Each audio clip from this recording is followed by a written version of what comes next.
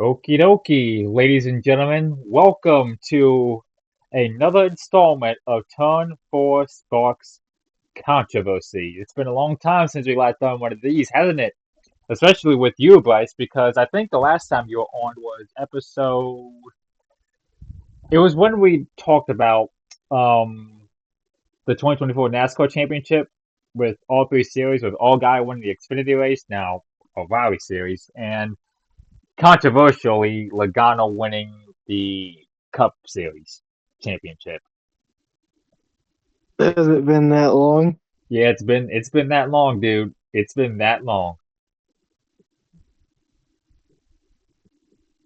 But Well then. not but you're back. You're back. Wait. Yeah,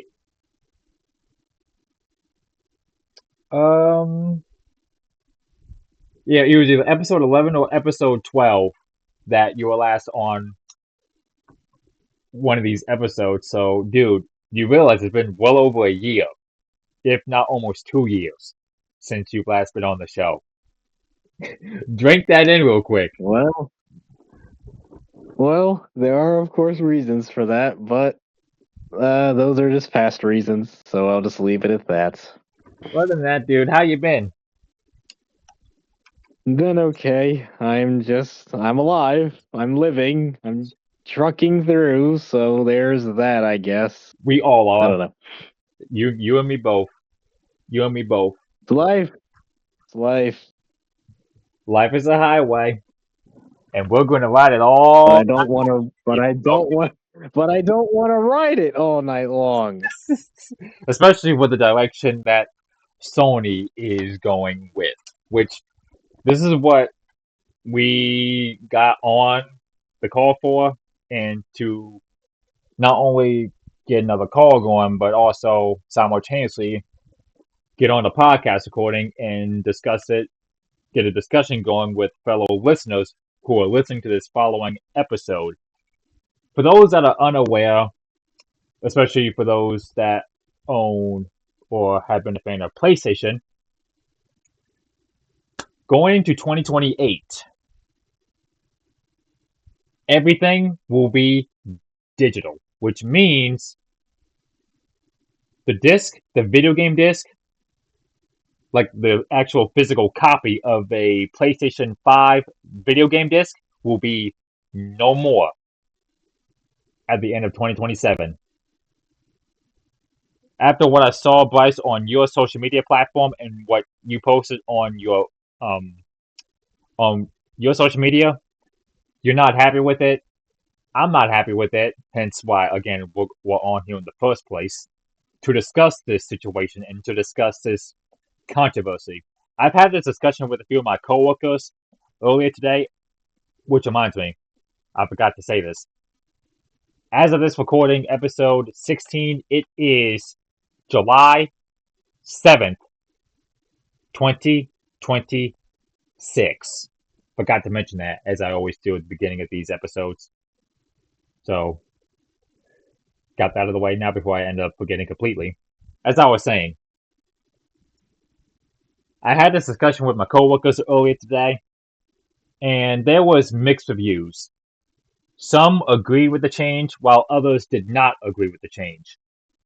Some say that it's okay that they're going full digital because most of these places that I've been to, like GameStop, especially GameStop, the GameStop that I went to with family, a vast majority of them, if not all the GameStops, apart from one, are out of business.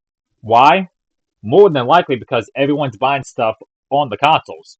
Nintendo Switch, the Xbox Series X, PlayStation 5, etc. Simultaneously, there are people like me and you that collect the actual physical disc. And as far as Sony's concerned with PlayStation, that's going to be no more come 2028, which, Bryce, again, you're not happy with. So, that being said, Bryce, what is your take on Sony's direction? Even though you already explained it in your rant video, can you explain to the listeners that are listening to this recording your thoughts on Sony's future? with PlayStation?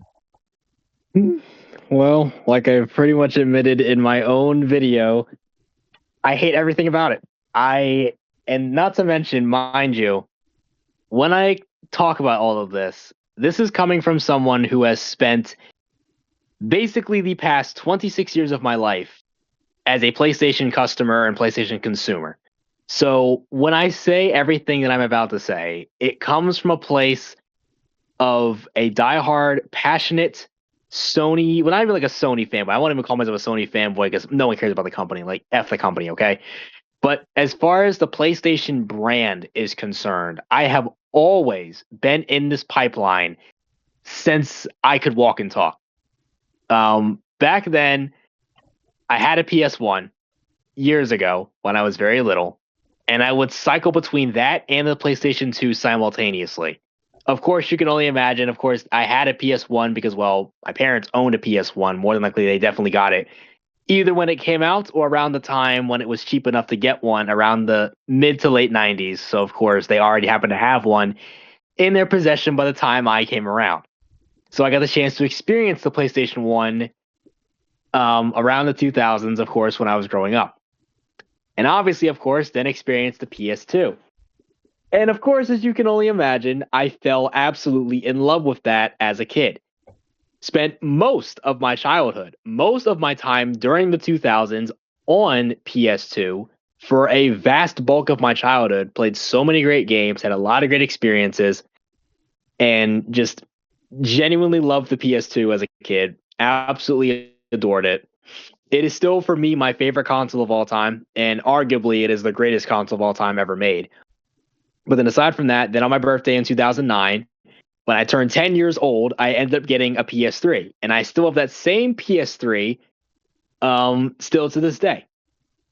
But then for a little while, playing on the PS3, it was around 2015 when I had turned 16 years old that I took a break from the PlayStation market, kind of, because my grandmother had surprised me with an Xbox One on my birthday. So there was that. Then I just started playing games, of course, not only just on Xbox. I was still playing on my PlayStation and stuff like that too.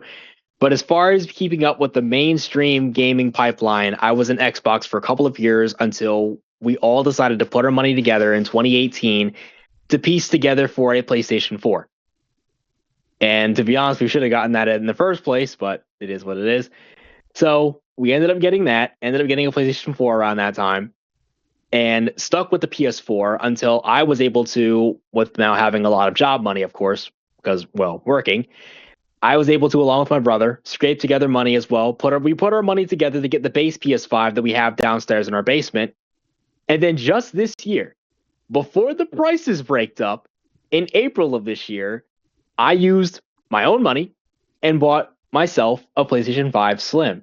Mind you, several months before April, in late January, in January 30th, is when I think is when it arrived. But like just around late January, I ended up getting a PS5 Slim, which I have been loving since January. I absolutely love the PS5. I love PlayStation. I love this. I love this. I love this thing. I love everything about it. I love everything about PlayStation for the most part. I love these consoles. I love using them. And I have been in this pipeline forever. I just need to give you that context before I say what it is I'm about to say. Because as a long time PlayStation consumer, I am disgusted. I hate everything about this decision. Can you? Why?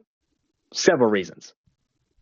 One, and I think probably the biggest reason, I think that most people, except the moron, dumb, idiot consumers who just consume everything without even caring like how they consume their product.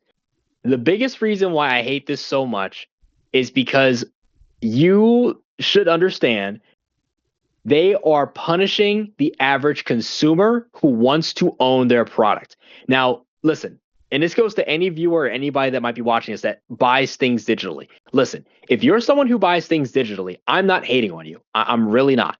I'm not hating on you, especially if you're someone who just buys things digitally, minds your own business. I am not hating on you. Trust me.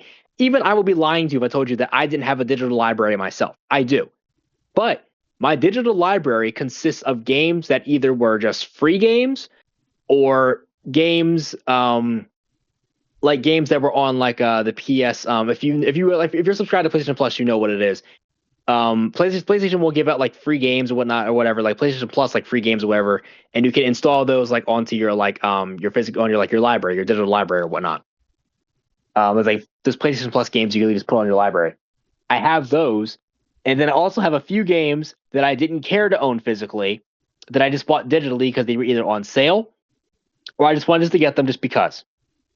But until then, pretty much every game that I have wanted to play and enjoy playing, I own physically. Doesn't matter what it is. PS1, PS2, 3, 4, 5, PSP, the list goes on. The list completely goes on. I am someone who owns things physically. I am a physical media purist and someone who will consume physical media until I can no longer do so. But that's one. One is the fact that they are punishing the average consumer who wants to own their product. And then two, another one of the biggest reasons why I hate this so much, and then this is something that I see a lot of people, most people will bring up, of course, but this is something that I want the average consumer, or just a casual consumer who just buys things digitally all the time. I need you to stick with me and I need you to understand this real quick. Understand something. When you buy something digitally, you don't own it, even if you spent money on it. Why? If a game shuts down, or the licensing gets screwed up, or the company just decides one day they are no longer going to support the game anymore, or that they just do not feel the game is viable to keep on the store, dude, they can just take the game off the store and you'll never be able to play it again. Or, especially if a game has live servers and it's just a live service game, like High Guard, for example, they will just take the game completely off and you will never be able to see it or play it again. So let me also rank that in real quick too. Digital media you do not own, even if you spent money on it. Dude, you are literally renting this stuff. There's even a thing I saw recently that Sony like plays they pulled like a bunch of movies or whatnot off like the PlayStation Store or whatever too recently as well. And a lot of that stuff people paid money for. That's not a thing. Like they have the willpower, and especially now with the fact that we're going digital, full digital in January of 2026, A anything you buy from here on out can instantly be pulled off and taken away from you at any given point at whenever they want to. Oh yeah, and not to mention, oh yeah, not to mention, make sure you're also logged into your PlayStation and whatnot Yep. for much more longer than 36 days. Because if you're not logged into your PlayStation account in like 36 days, oh yeah, all that stuff you have, all those games, everything else, oh yeah, they can just take your account away too. By the way, is what I've been hearing. That's another thing. They can just take your account away if you're not logged into your PlayStation like in 36 days or something. Oh, and also by the way too.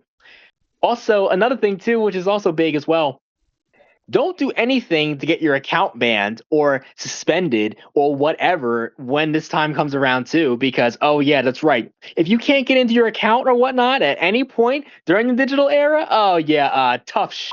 You're basically going to lose all of your games, all of your stuff, all of your day, all of that stuff is going to be gone, Yep. and you will have to get it all over again even if you spend money on it. Yep. Yep. I cannot stress to you enough. All of these things are anti consumer practices. All of this is so anti consumer. And anyone that agrees with this, I'm sorry. I'm just going to just say it. You're a idiot if you agree with this stuff. If you agree with everything going digital, you are betting against yourself. You are going against not only yourself, but every person's best interest. Because we already live in the age of you will own nothing and be happy.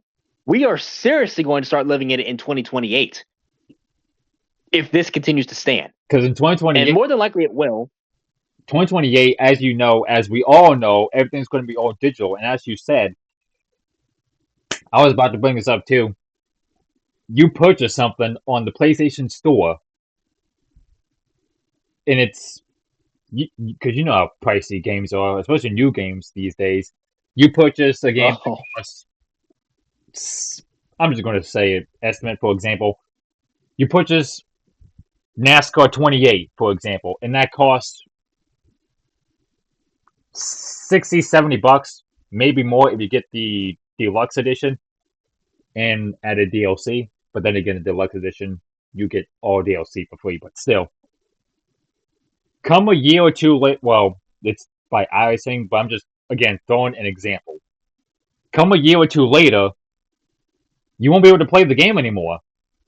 So all that money you spent Nope. on that game, wasted. All that time you spent on that game, wasted. You will not have it ever again. You won't have it again. And oh yeah, another thing too. This is another thing I think some people aren't bringing up either. Another thing.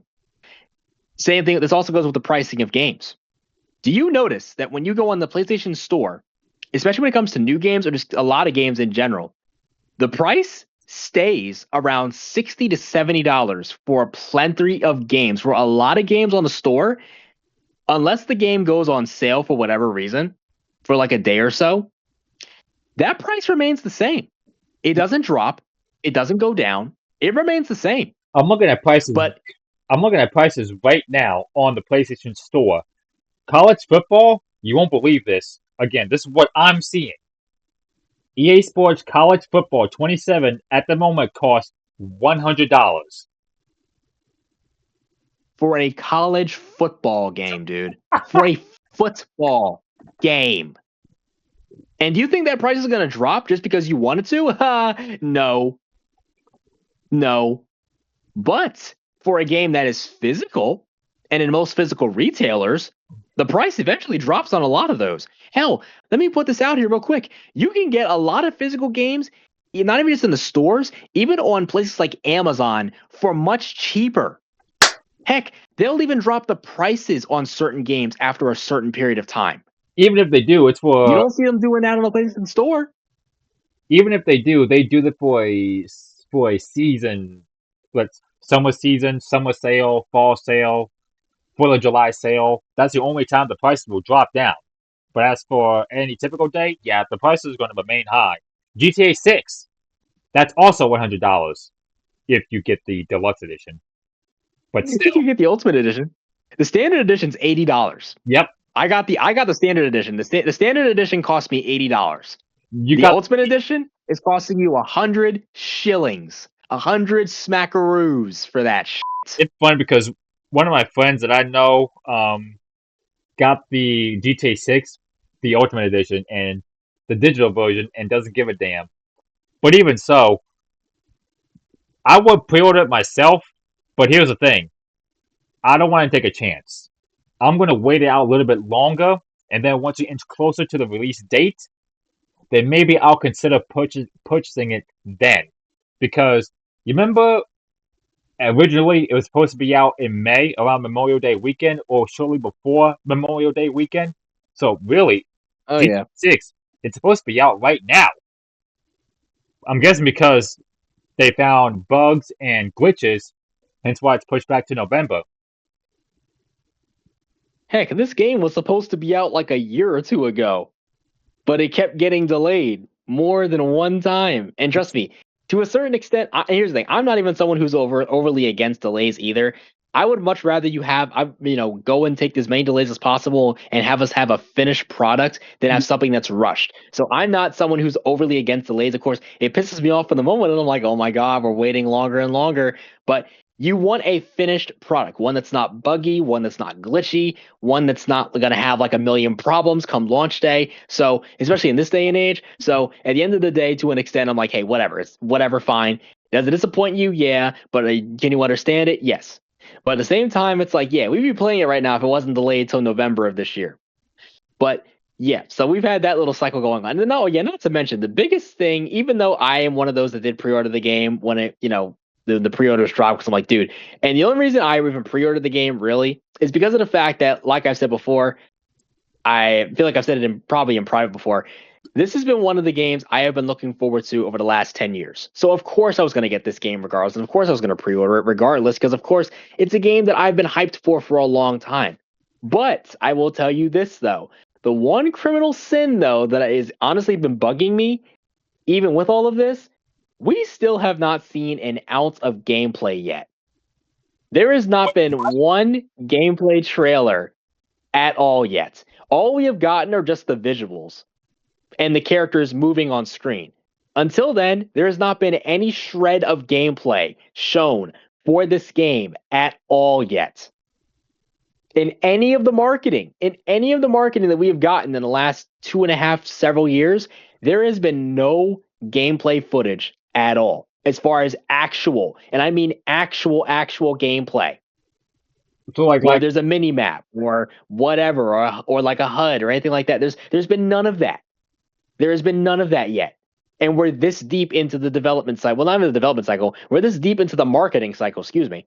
we've been this deep in the not but development phase, and And yet there has been no gameplay. gameplay, How does that which make is a red flag to me. How does Because that I'm make like, sense to you? how are you going to keep showing all of this? How are you going to show us all this footage, but you're not even going to show us a single trailer of gameplay? They What showed are we doing, Rockstar? they showed us multiple trailers, but as far as gameplay is concerned, like actual gameplay, you say that there's zero of that. I mean, look, listen, God can strike me down if I'm lying. Literally go and look at every single dude, I'm serious. Go and look at every single GTA 6 trailer that is dropped. You will not find a shred of gameplay in any of those trailers. I'm serious. There's not a single shred of gameplay in any of the trailers that have dropped in the last several years. Not even this year. Not even, dude, they even had the cover reveal for the game, And and yet, there's still been no no gameplay. gameplay. That's what boggles my mind. How This can you release all these trailers, including the reveal of the cover, and there's still no gameplay? is why What are we doing, Rockstar? this is another reason why I'm laying back a little bit before the game comes out, even when it comes out. Because doesn't it sound like a red flag to you? They can release all It this does. publicity and all these visuals and even the damn cover, and not a single gameplay, not even a snippet, not even a 10 to 5 second snippet of in-game footage. Does At that all. Now, does that sound suspicious to you? Does that sound suspicious to you? oh, it is. It is. Now, knowing Rockstar and knowing how good they are making games, and because they've spent so much time on this game, and knowing them, I know for a fact, even though the game isn't out yet, I have a shaking feeling that the game will be fine, the game will be okay, and we'll be all fine in the end. But you know where I'm probably going with this. All right. It feels similar to NASCAR 21 Ignition, Yes. Yes. And, where, and as we all know this, we all know the story. NASCAR Evolution as well. Motorsports games But mainly, Motorsports games showed absolutely no gameplay footage. All we saw were the visuals for NASCAR 21 Ignition. There yep. was not a single gameplay trailer at all. It was just the visuals of the garage, the iPad, the cars whizzing past, and the song What We Came to Do playing over and over again. Yep. Other than that, there was no gameplay footage at all during that development cycle. During that marketing cycle for the game in 2021, when that was coming out, there was no gameplay showed. And lo and behold, what ended up happening, I'm not saying it's gonna happen with GTA 6. I'm not saying that's gonna automatically happen. But what I am saying though is that is a red flag, because that's exactly what happened with NASCAR 21 and a couple other games. Because, well, I think we all knew motorsports games. I guess they knew they were cooked and they didn't put together a good game, so they didn't show any gameplay. That's how they knew their asses were cooked. So you're saying they were cooked right from the off, even before they released the product? Literally, because they are. I guess they just knew that. Oh yeah, we're not putting together a really good product, so they didn't show any gameplay. The only gameplay gameplay in air quotes that we got was there was footage from Black Lives Matter's YouTube channel when he was at a racetrack. I think it was at Daytona or something like that, and Yep. he recorded someone playing the game. He recorded someone playing the game, kind of. But that was all we had gotten as far as, like, again, in air quotes, gameplay that we had seen. That was it. I think it was him that played the game though, because I remember him Yeah. on the simulator and have a shock reaction on his face, being, I would assume, Yeah. from what I can remember, amazed at the visuals and the whatever he saw in the game that made him have that facial expression. But then And don't get me wrong, the game is visually beautiful. the game came out, and we all know how much of a catastrophe that was. Literally. Literally, I didn't even buy the game day one. I didn't buy the game till a whole year later in 2022, but I saw everything. and was like, "Yep, that is definitely not something right now I want to spend the money on. I'm gonna wait till it gets better." Lo and behold, it did not get better. It just stayed about the same. And then you got it But eventually. You got the demo, I think, and then you wait, yeah, and then you got the full game. And then once you play more with the full game, you start to realize the cracks in the game to the point where you just gave it up completely. yep, and I haven't touched it since, and I don't plan to ever again. Probably, it's just collecting dust at this point because the game is trash. It is one of the worst. Not even just one of the worst NASCAR games I've ever played. It's one of the worst video games I've ever played. I'm just going to completely keep it honest. It's one of the worst video games I've ever played. And it's so funny because I went from feeling like the game's not that bad to then playing it more and more and more. And I'm like, oh, yeah, no, this game is terrible. It's it's a load of dog poo poo. That's what This it this is. game is a load of crap. This is just a load of freaking crap. Like, and again, this is just something that happens. I feel like not all the time in the gaming industry, but most of the time. And trust me, I'm not even someone who plays the Battlefield games like that. I'm not even a massive gun and ball gamer as like I used to be honest, because those games are just so trash these days. I'm not even a massive Battlefield guy. I only have like a few Battlefield games, Which but I one? did not play Battlefield 2042. The only ones I have are like Battlefield 1, Battlefield 4. I don't have that many. I You have considered maybe finding Battlefield 3, but I don't have that many of those. I did not buy Battlefield 2042 though. you say How do you bro, how do you do this? These, oh my god, they launched a multiplayer online shooter with no scoreboard. I'm sorry, what? Literally, Battlefield Well, 24. I'm serious. hold on, wait. Did I just hear you say they released a multiplayer co-op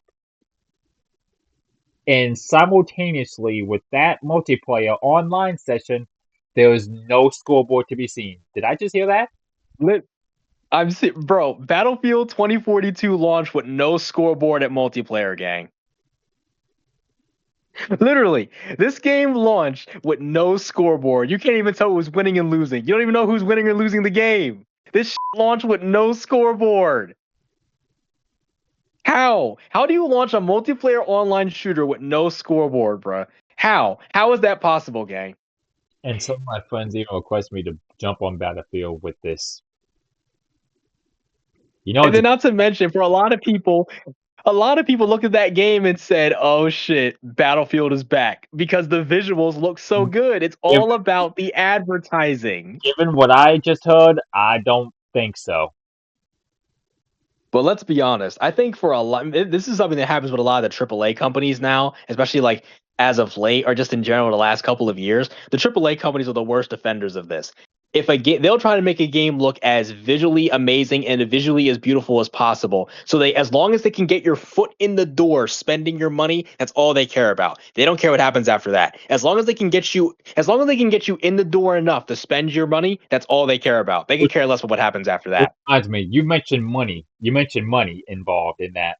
One of my friends mentioned a few hours ago the reason why that PlayStation is going to all digital in a few years' time, it's because of money purposes. Because with physical disc, that costs, I would assume, in the higher ups or whoever is developing the game, a quick load of money to just develop the physical copy of the disc. And And even I'm tired of hearing that too. I'm sorry, what?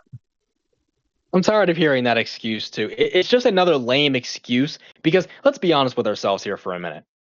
Let's be completely honest.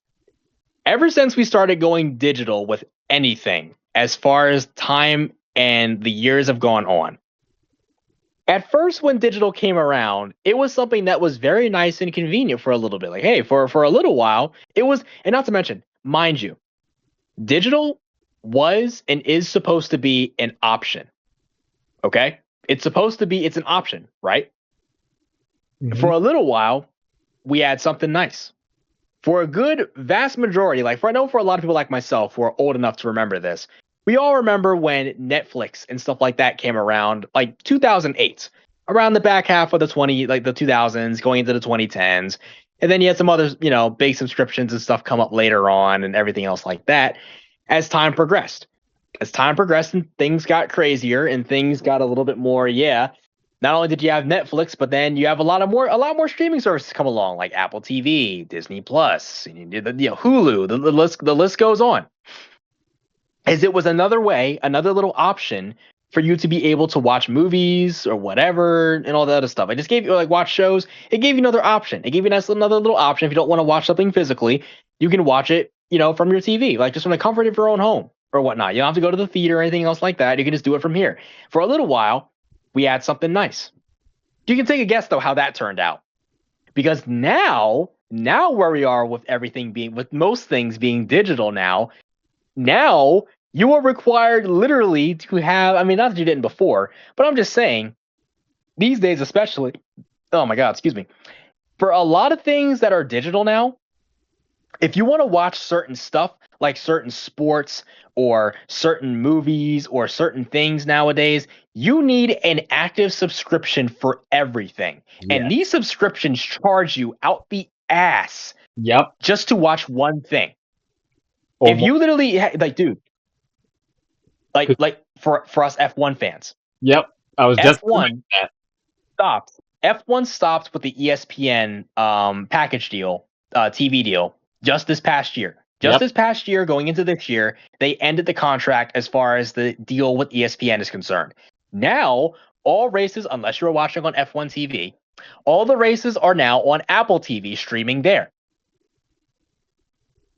Or And guess what you have to do if you want to watch something on Apple TV? Oh, yeah, pay a subscription. I am not paying a subscription to watch one thing. I'm sorry. I'm not doing it. I am already subscribed to like PlayStation Plus, Amazon Prime, all that stuff. I am not ranking in any more money to watch one thing, because I wouldn't even use Apple TV for anything else. I am not going to subscribe to one streaming service just to watch one freaking thing. I'm not doing it, because all this is these companies, and that's what people don't understand. I feel like too with these companies too. These companies, dude, have you under their wing. If you are literally ranking in all of your cash, all of your money, just paying instantly all the time, just on impulse for every little thing, all these subscriptions, all these things on these platforms that have things digitally. And mind you, you are renting this stuff. You yep. are not owning any of it. This stuff is not yours to own. It is stuff that you rent. So let me cycle all that back to say this. This also brings into my point why I mentioned all of that. Why I mentioned all of that and the whole subscription deal thing and everything else is because, dude, all of that money that you're paying for all these subscriptions, all this junk, all this stuff digitally, if at any point you lose access to any of that stuff at all, or if any point you get logged out of your account and can't get back in, or your account gets suspended or banned or whatever, and you cannot get back into this stuff anymore, you are literally losing out on all that money that it is that you spent on subscriptions, on games, on all these things, literally because all of it is digital. It is not stuff that you own. That stuff can be taken away from you at any instance, and if you at all lose your account or lose access to any of that stuff, all that money you spent on the subscriptions and all that money you spent on all that digital media, all of that stuff goes completely down the drain. You will never get it back. No. Mind you, the companies So own this stuff. All of this stuff here, like all the things that are on you, not to mention, dude, even Disney Plus is the same problem. There have been multiple times where I've wanted to watch a certain thing on Disney Plus before. Like, for example, I remember a couple years ago, me and Brock went to watch like the Spectacular Spider-Man cartoon or what on Disney Plus. It was on Disney Plus for a hot little bit, but eventually it got taken off. It got removed. Couldn't watch it after that. what? It was removed. That's my point. Yes, it got removed. Wait. Disney Plus sometimes will also be doing the same thing. Even so, let me get this straight. They had Spider-Man up. What was it called? Spider-Man The Spectacular Spider-Man cartoon. It Spectacular was it was a Spider-Man cartoon that ran in 2008, one of the best Spider-Man cartoons to ever exist. from '08, And correct? Disney Plus, they put it on Disney Plus. Yep, back in 2008. And they put it on Disney Plus for a little while. It was a couple years ago. I Well, don't know if it's back on now. I haven't been on Disney Plus in a while. But eventually they took it off. I They don't. removed it. They took it off. Hang on. Spider-Man is part of the Marvel series, correct? Or DC? Marvel, yes. How do they take that down when Disney has the first Avenger, the Avengers, Iron Man 2, the Hulk, Endgame, the Infinity War, Well, those will never take off. Those will always be there. and other Spider-Man, That's no surprise they're still there. not just Spectacular Spider-Man, but other Spider-Man, we're talking movies. No Way Home, But Homecoming, it is also too Far From because Home, of the fact Across the that Spider-Verse, the Spider-Man movie that was released in 2002, Spider-Man 3 from 2007, Spider-Man 2 from '04, Spidey and his amazing friends from 5 years ago, even the OG Spider-Man from '94. Yet they take down the Spectacular well, Spider-Man from '08, where they have all these other well, it's also too Spider-Mans. because of the fact that Sony also owns Spider-Man too. By the way, that's another problem too. So Wait, it's also probably why. Because Sony, yep, dude, Sony has owned Spider-Man since doing the original Spider-Man films back in the 2000s, dude. Sony has owned Spider-Man for a long time. Sony owns the rights to Spider-Man, just like how Universal even owns the rights to the Hulk. That's why we haven't seen a Hulk solo movie in a long time, because Universal owns the rights from what I'm to reading, the character.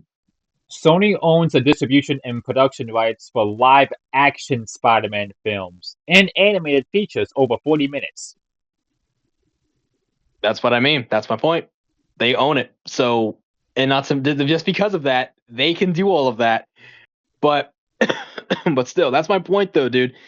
That if at any point a licensing agreement gets messed up, or someone that might own, like how Sony owns Spider-Man, if at any point they feel they can just want to just take it off, they can have them just remove it and take it off, and you'll never be able to see it again. But again, my point being with the whole thing, to circle it back around, is this is literally this is what Sony, this is the direction that Sony's wanting to go in now. They want you to basically own nothing and be happy. And they're not the only ones. Nintendo started this. I mean, mind you, Nintendo started this before even Sony even had their foot in the door with this. The Nintendo Switch 2 was doing this last year, where a lot of the games that you would get that were like in physical boxes were nothing more than its game key cards. I'm sorry? Yep.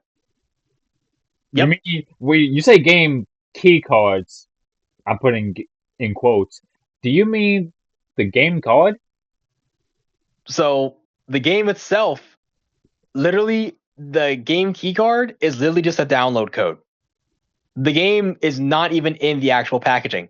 That's what I mean by that. So it's You're not. not even getting the actual game. It's It's not. not in there. The So the game, you have to download the game on your Switch to so the, play the game. I'm trying to process this. You get the physical case for the Switch 2, whatever game it is. You put that game card in the Switch 2 and it downloads, correct? So basically, to sum it up, I'll put it in the simplest of terms that I can put it in. The physical copy that you're getting does Okay. not have the game in it. It's just a code you have to download onto your console to play the game. It's not an actual copy of the game. So it's So you are basically just getting a physical box with a code in it. That's basically what it is. For simpler terms, you're just getting a plastic box with a code in it that you have to download onto your console to actually play the game. can someone Mind you, that's actually what Rockstar just did for GTA 6. The quote unquote physical copies they released of GTA 6 recently just had a download code in them. you can't Same thing. you Just can't getting a physical box with a download code. you can't call it a physical copy if it's a digital platform. My point. That's my point. And that's what I'm trying to get people to understand, especially the ones who are just shilling out right now and talking about, oh, I haven't the morons who are literally, and I've been seeing it a lot, the idiots, the absolute morons that have been saying over the last several days to a week or so, oh, well, I don't really care because I haven't bought a physical game in like over 10 years. I buy everything digitally. I haven't bought a single physical game in over 10 years. Shut up. This is not about, oh, because I haven't bought a physical in over 10 years. You guys are so brain dead. It's like, do you guys understand? if they go through with this, and this is more than likely what they're going to do, I have to press this. You will not own a single thing in 2028 and going forward if this stays the way that it is. Everything you buy, well, quote unquote, buy from here on out, you are just renting. You are renting this. You are not actually owning this. When something is physical, and mind you, I think everybody knows this. When you have something physically, this is also why I advocate so hard for physical media so much. When you own something physically, you have it in your possession forever. The only way your physical media ever gets taken away from you is if you trade it in, if you maybe give it to a friend, a girlfriend, boyfriend, family member, whatever, and you let them have it for a little while so they can play it or watch it or whatever it may be, whatever the physical media may be. You give it to them and let them have it for a little while. They might give it back to you. Or, obviously, in the most extreme cases, disk rot, or the disk rots if you're not taking care of your disk properly, of course, if you're not storing it properly, that is. Or if the disk ends up getting broken, scratched, dirty, damaged, whatever it may be. Or if something like, let's say, a natural disaster happens and all your physical media gets completely washed away or gets destroyed and like whatever it might be. But until then, even those extreme cases, until then, your physical media stays with you for life until you are 6 feet under. It will stay in your presence, stay within your life forever. A greedy company cannot come to your house and take it away from you at any point in time. But when you own something digitally, like I said earlier, if a game shuts down, a licensing agreement gets messed up, or it gets completely terminated, it can be completely taken off the store or completely taken away from you and taken away from your library, and you'll never be able to play it or touch it again. Like how the Forza series is. Forza 7, Forza 6. Because don't you play Forza Motorsport 6 on your Xbox? I haven't in a long time, but yes, I do still have it though. If you try to put on the physical copy of the disc, right? Yep, I have a physical copy of the Be disc. grateful. Yep, be grateful you have that because I tried looking on the Xbox store to see if it's still there. It's not. I'm not surprised. I'm not surprised. That's what I mean. I'm not surprised by that. I am not surprised. I'm not. I am not at all surprised by that at all. I'm really not. Hell, even another game that I have in my library that you can't even buy anymore. Project Cars 2 is another game you can't even purchase digitally anymore. A couple years ago, I had gotten it, or whatnot. Not only just to play it too, but also got it too because the league that I'm in, we started racing. We started doing some online racing on Project Cars 2. Most of the guys that I race with on that don't even have the game anymore. It's not even in their library anymore. They don't even have the game anymore. Are you serious? I'm serious. One of my buddies literally said, "I don't have the game anymore. It's not even on my library anymore." Is it He had uninstalled the game and he can't even install it back. Oh, so And he spent money on that too. this is the problem that we're going into in a few years. This is the problem. When you download something digitally, you uninstall it to make room for another game that you're going to play, and then once the time comes when you're ready to play that same game you uninstalled, and you're ready to play that game to reinstall. Guess what? You're going to reinstall that game, and you see that it's no longer available in the store or in your library. You're screwed, and all that money you just wasted on that game is going to waste. Not to mention, there's even one other extreme I've seen recently. One YouTuber I watched or whatnot was talking about also the same. Was also talking about this as well too. He even said at one point he didn't even have a PlayStation in his possession, and when he had finally gotten a PS5 or whatever a while back or whenever he had gotten a PS5 to get back into his account or whatnot, his account got banned, so he couldn't even access any of his stuff. All the stuff he had purchased, all the stuff he had gotten beforehand, before not having a PlayStation for a little while, and finally getting a PS5, his account got banned and he wasn't even using a PlayStation at the time. So he lost all that shit that he had. All of it. All of it was gone. Every And he wasn't even on PlayStation for him to even get banned in the first place. Oh my Jesus. And this is why I'm saying that this is why I'm stressing this so much. This is why I'm stressing this. make sure when this happens, you don't do anything to get your account banned, or make sure you know your passcodes and everything when this happens later on. Because if you don't remember your passcodes or anything, or your account gets banned, suspended, whatever, and you can't get back into your account, or God forbid, like I said, you don't remember your passcodes or whatever, dude, you are so out of luck in the digital age when all this fully starts in 2028. You are so out of luck. Because if I know one thing, there should be no reason you don't have any access to any of the stuff that you purchased, you paid for. But do these companies care about that? No, they do not. They do not care. They can take things away from you, especially now that we're going digital. They can take stuff away from you and they don't care. They do not care about you and me. They don't care. All they care about, I remember one of my coworkers saying this, the only reason why they're going digital all the way, money reasons. That's it. That's it. And oh yeah, by the way, they also are saying to their main point in argument that what I've seen is the vast majority of consumers only buy things digitally nowadays. And to a certain extent, that is true. A lot of people, yes, especially casual people, do buy things digitally because for a lot of people, it's just convenient. That is true. But, and you might know where I'm going with this. That number, to be honest with you, is severely inflated.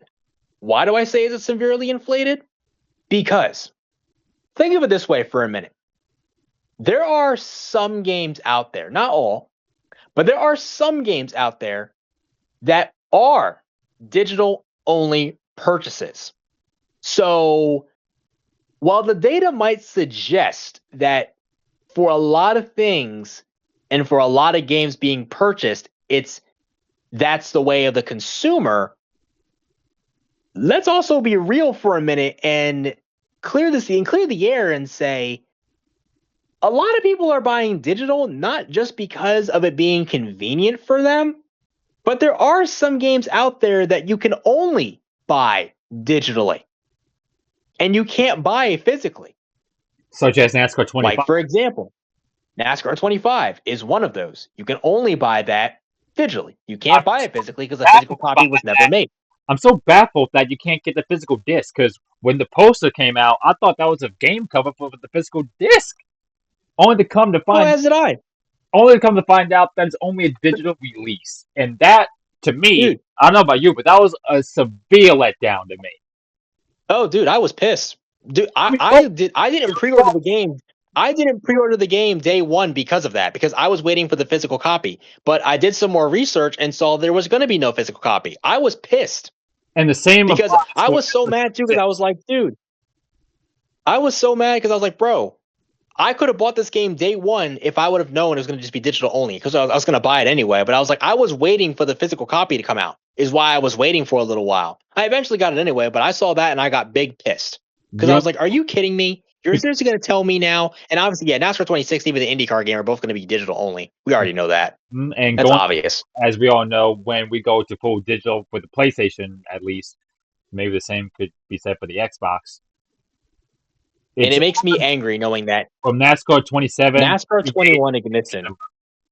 NASCAR 21 Ignition, which means, you're probably going to mention this, NASCAR 21 Ignition is going to be the last game, as far as the NASCAR stuff is concerned, to have a physical disc copy. And it makes me so mad. Hell, even for me as a Kingdom Hearts fan now, if Kingdom Hearts 4 does not come out at some point next year, and it comes out before January of like 2028 or at some point or whatever, and if it comes out during 2028, then this means that Kingdom Hearts Melody of Memory, as well as Kingdom Hearts 3, will be the last Kingdom Hearts games to come out physically. I want to ask you this question. You mentioned, because for those that are unaware, there is indeed a PS6, PlayStation 6 in development. I remember you in the end of your rant video that you will not get a PS6 due to the change that Sony is going with all digital going forward, especially going into 2028. That being said, I won't. Even when Kingdom Hearts 4 comes out for PS6, you won't get it? Well, it is coming out for PS5. That has been confirmed already. That's been confirmed. Okay. by Square. It's coming out like on Nintendo Switch 2, PS5, Xbox, or whatnot. So that's already been confirmed. But I meant what I said when I said that in my rant video. That wasn't me just saying just for the sake of saying that. And the reason why I said that is not just because, I want to just boycott Sony. I said that because, and I made that point, I think, in the video as well. If I can play both all of my physical games as well as continue to get digital games on my PS5, there is no reason for me to get a PS6. I don't need it. There is no reason to justify getting it if I can already play all of my games, including digital, going forward on my PS5 Slim. I am not buying a PS6 if I don't have to, especially if that shit's going to cost me like $1,000. That's not to mention, I'm not a sucker. I'm not going to get that shit either when it comes out firsthand. I'd rather get it when it's half price if I was to get it. But like I said, I'm not getting it if there's no reason for me to get it. I won't get it. I don't need it. Because what's the point? There is no point. I don't see, me personally, the way I feel right now is I don't see a reason to justify getting a PS6 when, brother, not to mention, nothing for nothing, not even just the whole thing of just, PS6. Brother, PS6, you need to focus on the PS5. Mind you, another thing with the PS5, we have spent a vast majority of the PS5's life cycle making games for the PS4. Like, for example, God of War Ragnarok, PS4. Horizon Zero Dawn, PS4. Like, there are a plethora of Spider-Man Miles Morales, PS4. There have been a plethora of games that have come out on the PS5 that are still being made at the time for the PS4. Until recently. We have spent a vast majority of this PS5 life cycle still making games for the last gen consoles. Hell, a lot of people couldn't even get a PS5 not only at launch, but a lot of people couldn't even get the PS5 even a couple years afterwards after the console was released. I was one of those people. Dude, I didn't even get my first PS5 till 2023. And you are one of those people too. Like, I couldn't even do, not to mention, they dropped the PS5 Slim in 2023. Okay? The PS5 Slim dropped in 2023. Hold on. You said the base PS5 dropped in 2020.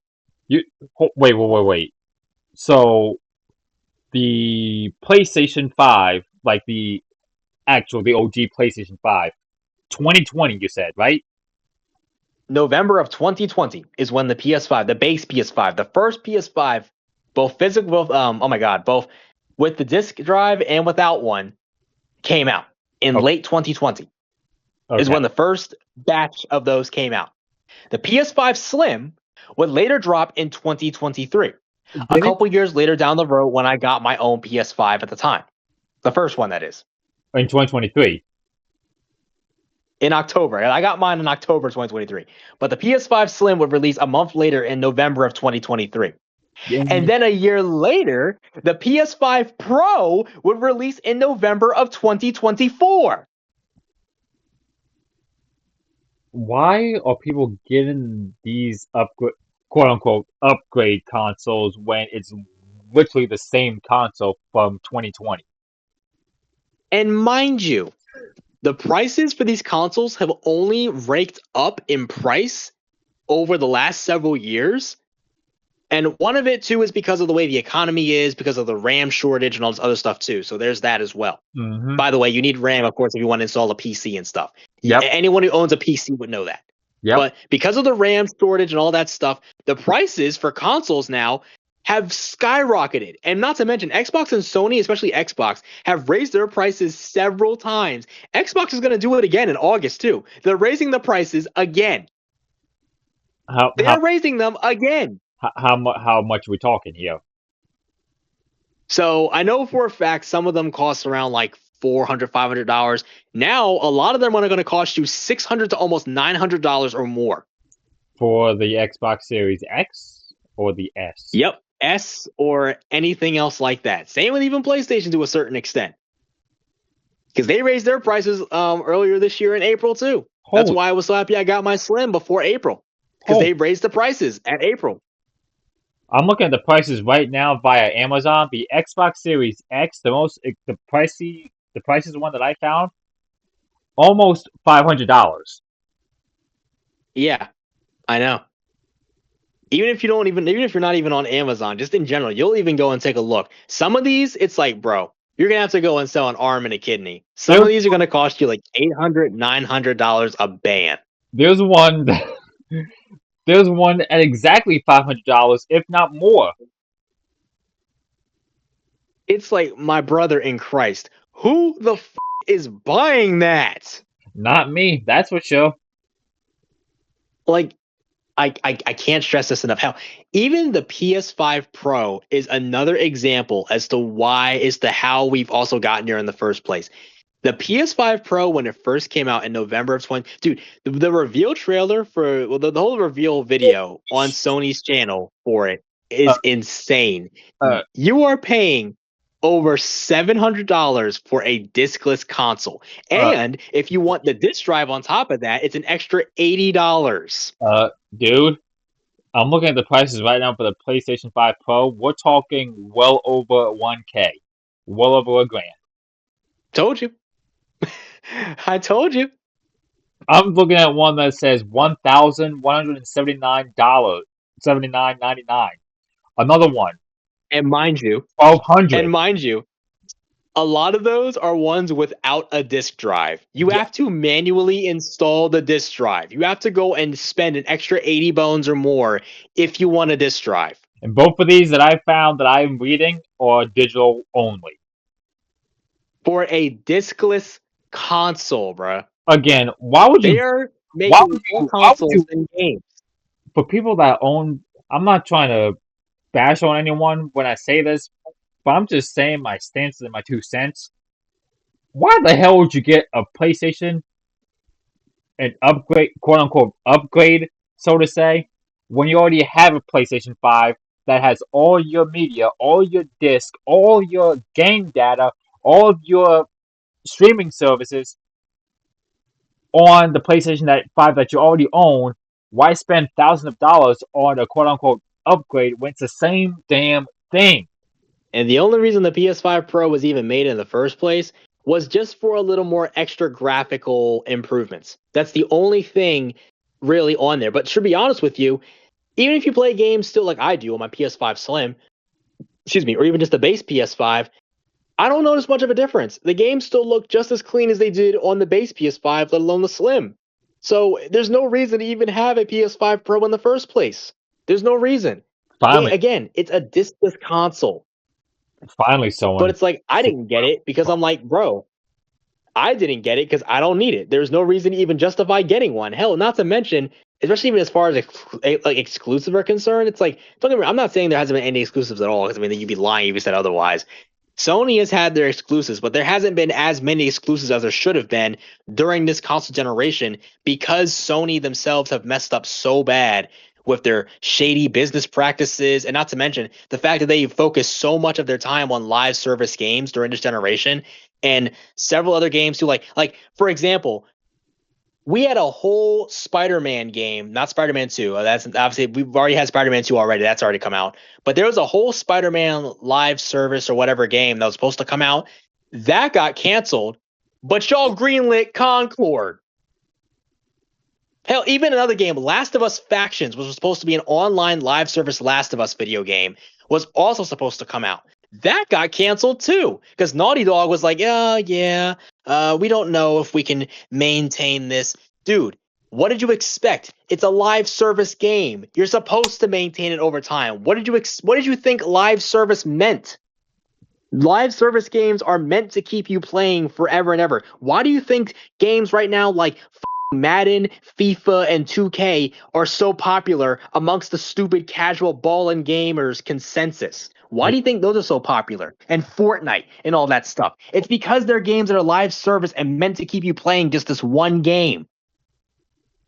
They're Until the games the casuals go to play to turn their brain off and just play a game. It's live service. So yeah, no duh. But it's like, again, we had those games that were supposed to come out. Those games got canceled, but they greenlit Concord. 8 years on Concord. 8 years on this ass game, this hero shooter that was cooked, deep fried, from even having a closed beta that had to be made an open beta because not a lot of people even played the damn beta because the game was garbage, because the game was dog shit. What's funny? I'm trying my best not to. 8 years on Concord. I'm trying my best not to laugh my ass off right now. You know what's funny about today's gaming generation? A lot of people, when they see a trailer for a certain game, depending on what game series or what genre you look at, they look at the trailers, they look at the screenshots, and they get all hyped. And then the game comes out, or the beta version comes out, and it's a laughing stock. That's where we are with today's gaming generation, folks. Literally. And it's not to say that every game that's out here is bad, because that would be lying. There are plenty of games that I've played that have come out this decade that have been really, really good or solid. And even games this year that have come out that are pretty good. Pragmata, for example, that's a really solid game. I'm almost done with that one. It's been a very, very good game. But aside from that, still, there are definitely, though, are a lot of games, though, that are exactly like that just come out unfinished, undone, or whatever, or a lot of money gets spent on some of these games only for them just to suck in the process. Again, I will never let Concord is literally one of Sony's biggest failures they've ever had, especially for a game. It is one of their biggest failures that they have ever had. 8 years on Concord, bro, almost a decade. They spent from 2016 up until I think it was like 2023 or something, whatever it was, in the last couple years ago when that game came out. They spent 8 years working on this game, and it turned out the way that it did, as one of Sony's biggest failures in gaming ever. How do you spend 8 years on this game? And not to mention, people were telling you this game was deep fried, this game was going to fail, and Sony themselves acted as if it wasn't going to fail. They were so deep into it, they just kept it going and just put it out there anyway. Like, oh my gosh, bro. I can't. I can't. Ugh. But still, side tangent aside, I don't even know where I was going with all this for a minute. But Jesus Christ. I hate everything about this. I hate everything about going digital so bad because people just do not understand. You doing this is going to screw you over in the long run. And because everybody got, especially the casual consumers, got so comfortable with just purchasing everything digitally for the longest time, and because Sony saw that, or saw their numbers inflate so much because of digital media, especially with games that you had to own digitally anyway, they're going in this direction now that is really going to screw over just actual consumers and actual real people who know what they want all the time now. And the problem is now that we live in an age where we don't own a thing anymore. Consumers don't own shit. Nope. And another reason why they do this too, my theory, I'm guessing, like you said, the more people are buying stuff digitally and not physically, the more the higher ups or the company themselves see that and think that the physical disc are antiques, old school, out of date. But not to mention, basically. But not to mention, let's also be real here for a minute too. Not only, of course, are they doing this too because, well, like every stupid company out here, like every greedy company in the world, cost cutting and stuff like that, because everything it's cheaper for them just to put it out digitally, or just cheaper for them to do it this way or that way, because they don't want to put forth the time and the effort because they're lazy.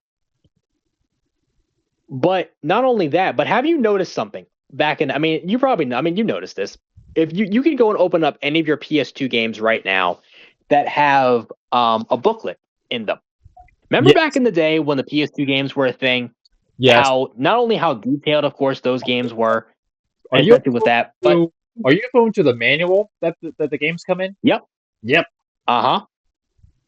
Do you remember how much stuff used to be in PS2 games back then? You would have like a book. You would obviously have the information booklet. You would have your manual. You would even have like, I don't know, like a promotional code or something else in there. You would have like, even hell, some games like GTA, for example, had a whole map of the game. Yeah. Had a whole map of like the area and stuff like that you'd be running around in or whatnot in the game case.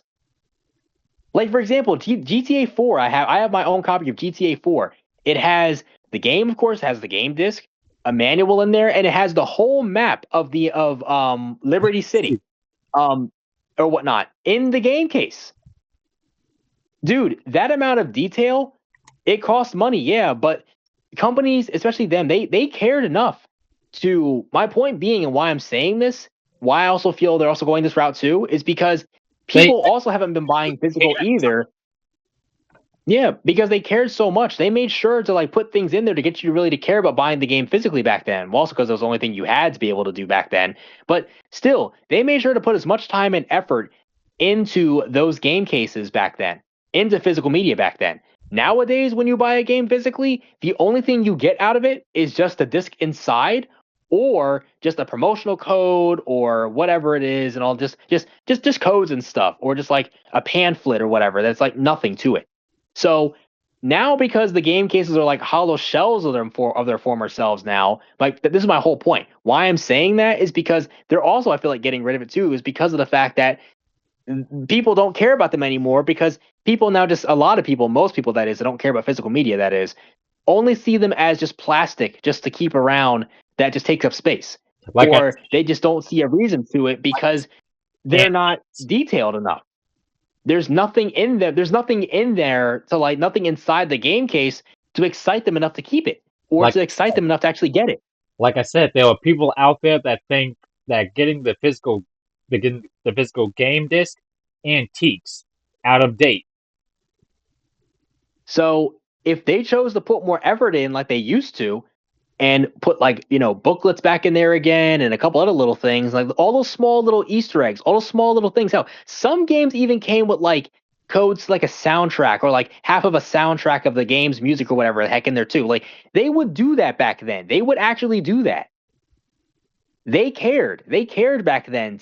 And not to mention, really, why I'll say it too is because even just opening the game itself and finding all the little goodies that were inside of the game case, that was part of the experience for a lot of us growing up, myself included. That only added to the experience. That was part of the experience, man. Like there is, I mean, you know this. There is nothing more satisfying than getting a new game. Doesn't matter if you get it off of Amazon or just go to a retail store and buy a game for the first time. It's sealed. It's in that sealed packaging. Yes. You go into your car, you take it home. Especially like, you probably know this, especially when you were a kid, you would get a game from like GameStop or whatever. It's all sealed up, all on the seal and everything, all the packaging. And you would go to GameStop, get a new game, buy it. You're excited, and then like you open it up, you take off the seal and everything, or even if you don't take it off yet and you're just holding on to it, you take a look at the front, take a look at the back. You read all the stuff that's on the front and back of the game case and everything. You go home, open that up, and then open the game case, see the disc in there, see all the other extra little goodies that were in there. You might take a look and read through the booklet and stuff, maybe like read through all the extra goodies that are in there. It was part of the experience. Yes. And then you would put the game in, then you would take the disc out of the game case, pop it in your console, and just start playing. That was all part of the experience back then. It made the experience even more meaningful back then. Yes, it did. Nowadays, that magic is gone. Nowadays, you're lucky if you even get half of that experience. For most of the games I have, especially some of the PS5 games that I do own, some of them are just a disc in a box, and then you pop it into the console, and then it takes like an hour or several hours to install, and then you're finally playing the game. That's another problem with today's gaming generation. You have to wait an hour, if not more, for the games to download. Dude, do you remember when the especially the PS2, PS3 kind of did the same thing, where you had to go on the internet. Your PS3 is connected to the internet, and you have to wait a little bit for the game to update or install per se, but more so update. But PS3 to an extent, and especially PS2, just pop the disc in, immediately the game boots up. But ever since PlayStation 4 came out, you have to wait for the game to install. Mm-hmm. You have to wait several hours or however long for the game to fully install. Dude, do you miss the days you just pop the game in and just, when you do that, the game immediately starts up? Do you miss those days? Because I do. Well, trust me, I miss that more than anything else. I think I miss that more than almost anybody. I miss those days so heavily, where you could literally just pop a game Doesn't matter if it's a new game, even an old game. Just pop a game straight into your console and immediately just start playing. The second you pop it in, and the second you see the PlayStation or Xbox logo pop up or whatever, you are instantly just thrusted right into the game. There's no installations, there's no updates, no anything. Not to mention, back then, you got a finished product from day one. There were no patches, no updates, no any of that stuff. No other install. No, there was none of that. Every game back then was required at launch when it was released to be a finished product from day one. If it wasn't a finished product, if it wasn't a finished product at day one, it was considered a flop and a failure. If it was finished at day one, it was either good or it was bad. Either way, however it is you saw it or viewed it, it was a finished product though from the beginning to end. It was a finished product. Nowadays, you got a lot of games that come out, they're buggy and they're glitchy when they launch at release and stuff, and there are so many games that are infamous for that too. And some do have redemption stories. You say redemption stories, which one or which ones if there's multiple? For example, Cyberpunk 2077 was one of those games that has a redemption story. Cyberpunk 2077, when that launched a couple years ago, I think it was like 2020, I believe was when the game launched. I think it was.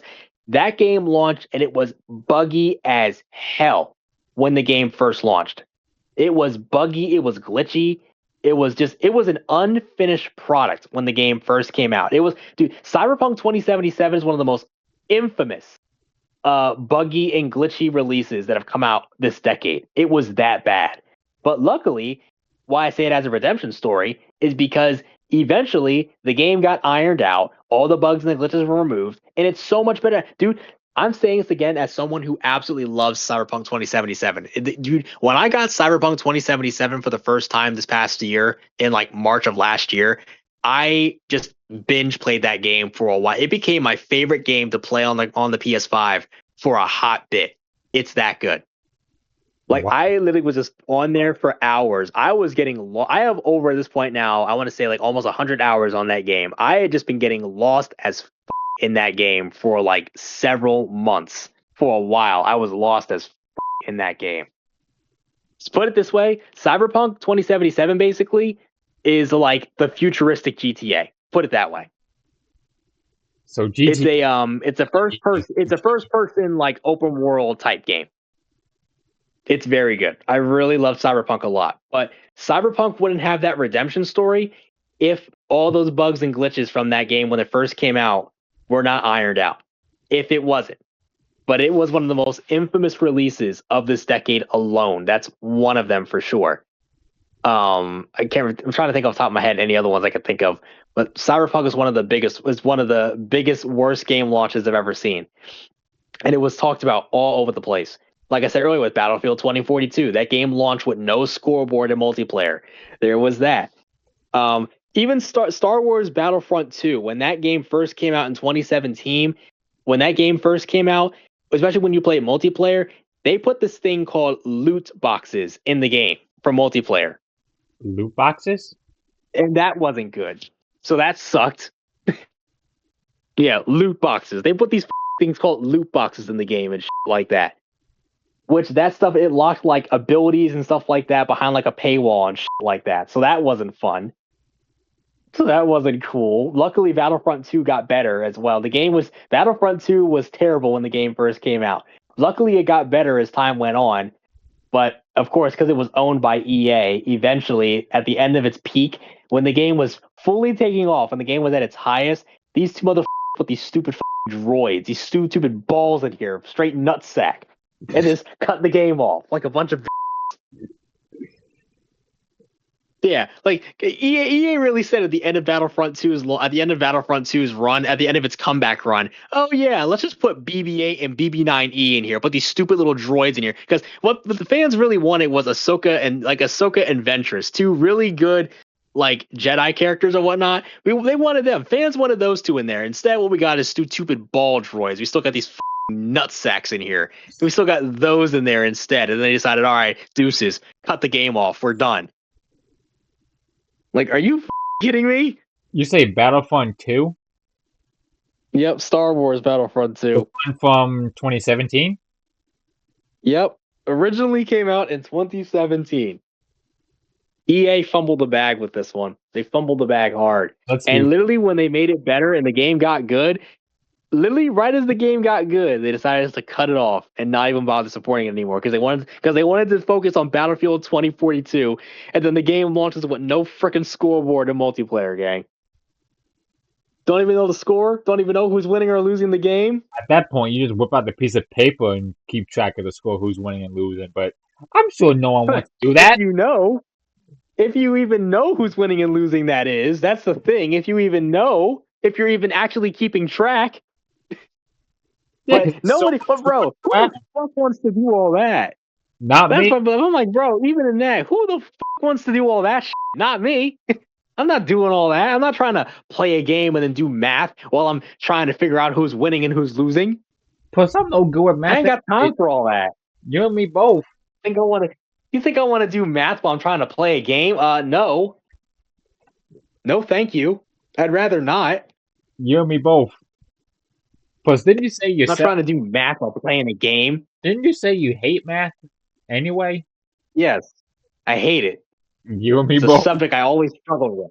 It's a subject that I struggle with heavily all my life. All my grade school life, I struggled with it. Same here with That me. was the one subject that I was always barely ever passing. I swear to God. Highest I ever got outside of one time was like a C, most of the time. For me, Seventh grade was the first year I got a B in that. oh, what That about was a first. what about the other ones? The other ones, the other times I ever took math, highest I ever got normally was always a C. I want to say, I think it was like in geometry or whatever it might have been. I think I might have gotten a B in that one or something before. I think I don't even know. But still, my point still stands. Math. I say the exact same thing what you just said. You know what else? You know what else you put up the bird to? This whole all digital platform situation. Because I saw Ugh. you, dude, in your RAM video, you whipped out a plethora of games. Some of which, by the way, are PlayStation exclusive. Literally, and I have so much, dude. I have so many PlayStation exclusives. Like several, like Returnal and Ceros. Those are PlayStation exclusives. Ceros just came out this year, literally over 2 months ago. Actually, yeah, like around was it May? No, late April. Actually, no, April 30th is when the game came out. The game launched on April 30th. I got my copy around that same day too. But again, those are PlayStation exclusives. Even those PS2 games, those trilogy games, Sly Cooper, Ratchet and Clank, those platformers from the 2000s, those were Sony exclusives back then. And not to mention, those are Sony, and also Jack and Daxter. Those are Sony IPs that Sony has not touched in a long time. Well, Ratchet and Clank they did touch back around 2021 with Ratchet and Clank Rift Apart. That came out a couple years ago in 2021. Are those also PlayStation exclusives too? What you just said? They are. Sly Cooper, but that's the thing. Sly Cooper and Jack and Daxter, those franchises have not been touched in a long time. Jack and Daxter, that franchise has not been touched since like the late 2000s, from what I know. And again, I am one of the biggest Sly Cooper fans you'll ever see. The Sly Cooper franchise has been left dead, left dormant since 2013. Sly 4 Thieves in Time was the last Sly Cooper game to be published and made and approved by Sony in 2013. That was over 12 to 13 damn years ago. And we still have not gotten a Sly 5. And the only reason why I want a Sly 5 is because Sly 4 was so bad to the point where Sly, the main character, is stuck in Egypt. There was a whole post-credit scene after the game ends in Sly 4 where Sly is literally stuck in ancient Egypt in a whole different timeline, in a whole different dimension. Because in the game, you're jumping through because the whole premise of Sly 4 is where I'm trying to explain it the best way possible. It's a time travel game basically. So you're going back in time because like in the book, the Thievius Raccoonus that holds like a lot of like Sly's ancestors, like a lot of like their like ancestral stuff and whatever it is. Sly Cooper fans obviously know about it. You guys know about it. If you're a Sly Cooper fan, you would know. But long story short, they go back in time to pretty much save his ancestors and all that other shit. Because all that stuff is being basically wiped from the TV's raccoons. So like it's all being left off at a time. But whatever. Anyway, just point being is that he's stuck in ancient Egypt and everything else after the whole time travel adventure, and after defeating the paradox and everything else. He's stuck there in ancient Egypt, and for the last 12 to 13 years, that's where he has been. And because Sanzaro Games, the company that well, not the company, but still the publisher that published the game, along with Sony, of course, greenlighting it because it's a Sony property, that's where he's been stuck the last 12 to 13 years, and the franchise has been left dormant ever since then. And as a longtime Sly Cooper fan who was disappointed by the game, I would love to have a Sly 5 just to finally conclude the story and the characters properly and then be done with the franchise for good. But my point to settle that to say this, why I say all that is because those are some IPs that Sony has not touched in a long time, but they just choose not to, despite the fact that there are plenty of fans out there that would love to see the franchises continue or at least get one more game and then just be done with it. You say Sly Cooper 4, Sly Cooper, Thieves in Time? Yep. That's the last installment of the Sly Cooper franchise that has come out in the last 12 to 13 years. And we haven't gotten a game since then. And Sly Cooper fans like myself have been dying for a Sly 5 ever since. It has just been left on the table with nothing. I'm sorry to say. To the point where I don't even. I'm sorry to say that there is no Sly 5 in production. No.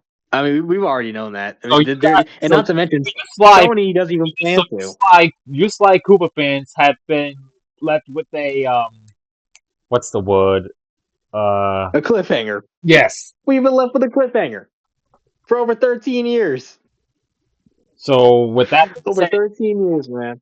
Y'all got to just these last 13 years, y'all have been speculating on what goes on afterwards.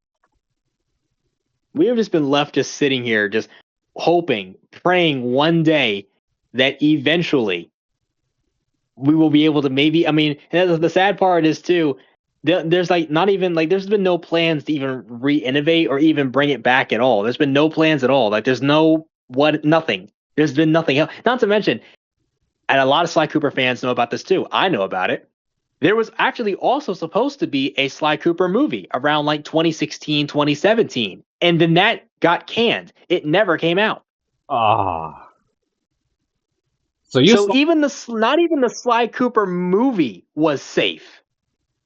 So the Sly Cooper fandom had been in a gray spot these last 13 Literally stuck in purgatory. We have been in hell for the last 13 years. And mind you, this is again, me being a longtime Sly Cooper fan, this is someone who only started playing the Sly Cooper games just recently, back around the 2010s. I didn't grow up playing the Sly Cooper games in the 2000s when they came out. Like the original Sly Cooper games, Sly Cooper 1 came out in 2002. Sly 2 Band of Thieves came out, I want to say it was 2003, I think it was when Sly 2 came out. And then Sly 3 at the time, because the original developer, Sucker Punch, is the ones that made the games. 2004, I figured. And then Sly 3, it came out around, I think it was 2005 or 2006, if I can remember correctly. 2005. I figured. And then the original game publisher, Sucker Punch Studios, they're the ones that originally made the trilogy. They're the ones that made the original trilogy, and then they said that, all right, once we're done with Sly 3, we're not making another Sly Cooper game. They were done. Those were the games they wanted to make, and then they ended it. They were done. Which I get it, all the power to them. They've wanted to move on. Not to mention, they've made a lot of good games since then. They made the Infamous. For a lot of people that know, a lot of people that are also Sony IP people, you would know Infamous, another Sony IP that has not also been touched in years either. Now, I have not played the Infamous games, but I do know they exist. And there's a lot of Infamous fans who would love to have an Infamous 3. That's what they started out on after Sly Cooper. And then, if I remember correctly, they started doing that. And then recently, if you've also been in the loop with Sucker Punch Studios, they're the ones behind the Ghost games, Ghost of Tsushima and Ghost of Yotei. And those are some pretty solid games as well, too. Don't you own Ghost of, one of the Ghost games? Yep, I own Ghost of Tsushima. I don't own Yotei. I didn't really care to play Yotei. I do know that a lot of people do like Yotei. I have thought about it, but I'm like, I don't really care to. I don't really care to have it. But I do know Yotei is pretty cool though. It's a revenge story. But I'm like, yeah, I don't really care to have it. But dude, I did hear from a lot, including my cousin too. My cousin played it. He liked it. He enjoyed it. But still, my point still stands though, man. Like just the simple fact though, man. Like, and again, I started playing the Sly Cooper games. Funny, I got the Sly collection that had Sly 1, 2, and 3 on PS3. It was on one disc. All three of the Sly Cooper games on one disc. I got it in like 2010, I think it was, as a Christmas present. I put it off and I was like, I don't really care to play this. But then I got curious one day and decided to play it. And honest to God, it was one of the best decisions I ever could have made. I instantly fell in love with those games the moment I even started playing them. I fell in love with the franchise, fell in love with the characters, love the Sly Cooper franchise so much. And it pains me so much as a longtime fan since the 2010s because of the Sly collection that this is where we are with the franchise. And it hasn't even been at all reimagined. It hasn't even at all been revisited in over 13 years. And that we were left on a cliffhanger and are still on it 13 years later. It kills me inside. The fact that they've been going on for this long without a sequel after the fact is just It makes me so upset. Like, it makes me so mad because I'm like, yo. Bad for the Sly Cooper fans out there. Hell, of course, I know I'm a longtime fan, but I feel bad even for the people that have stuck behind the franchise since its inception, since its beginning. I feel more bad for them. The ones that have been playing since the start. Same for me. Even the ones that played the Jack and Daxter games, the whole Jack and Daxter franchise trilogy. Even that had a trilogy too. Jack 1, 2, and 3. That ended a long time ago as well too. But then that hasn't had. There was also a few other games that came out after that too. It wasn't just Jack 1, 2, and 3. There was a few that came out after that as well too. But still, that franchise hasn't gotten a game in over 16, 17 years either. Same thing. But those are Sony IPs that have not been touched in a long time. Again, Ratchet and Clank is the only one of those former PlayStation mascots from the 2000s, because also Ratchet and Clank also was a game that came out during the 2000s as well too. That was also part of those were a few of the PlayStation mascots like Sly, Ratchet, Jack and Daxter. Those were a few of the PlayStation mascots during the 2000s era. Ratchet and Clank is the only one out of that era that has survived this long. Their last game was in 2021 with Rift Apart. That was their last console purchase. That was their last console game that was made no more than this point now. What, 5-6 years ago? Yeah, 5-6 years ago. Yeah, 5 years ago. Or whatnot. And they haven't gotten a game since, but at least they were able to get one. Those two other franchises, they haven't gotten a single thing in years.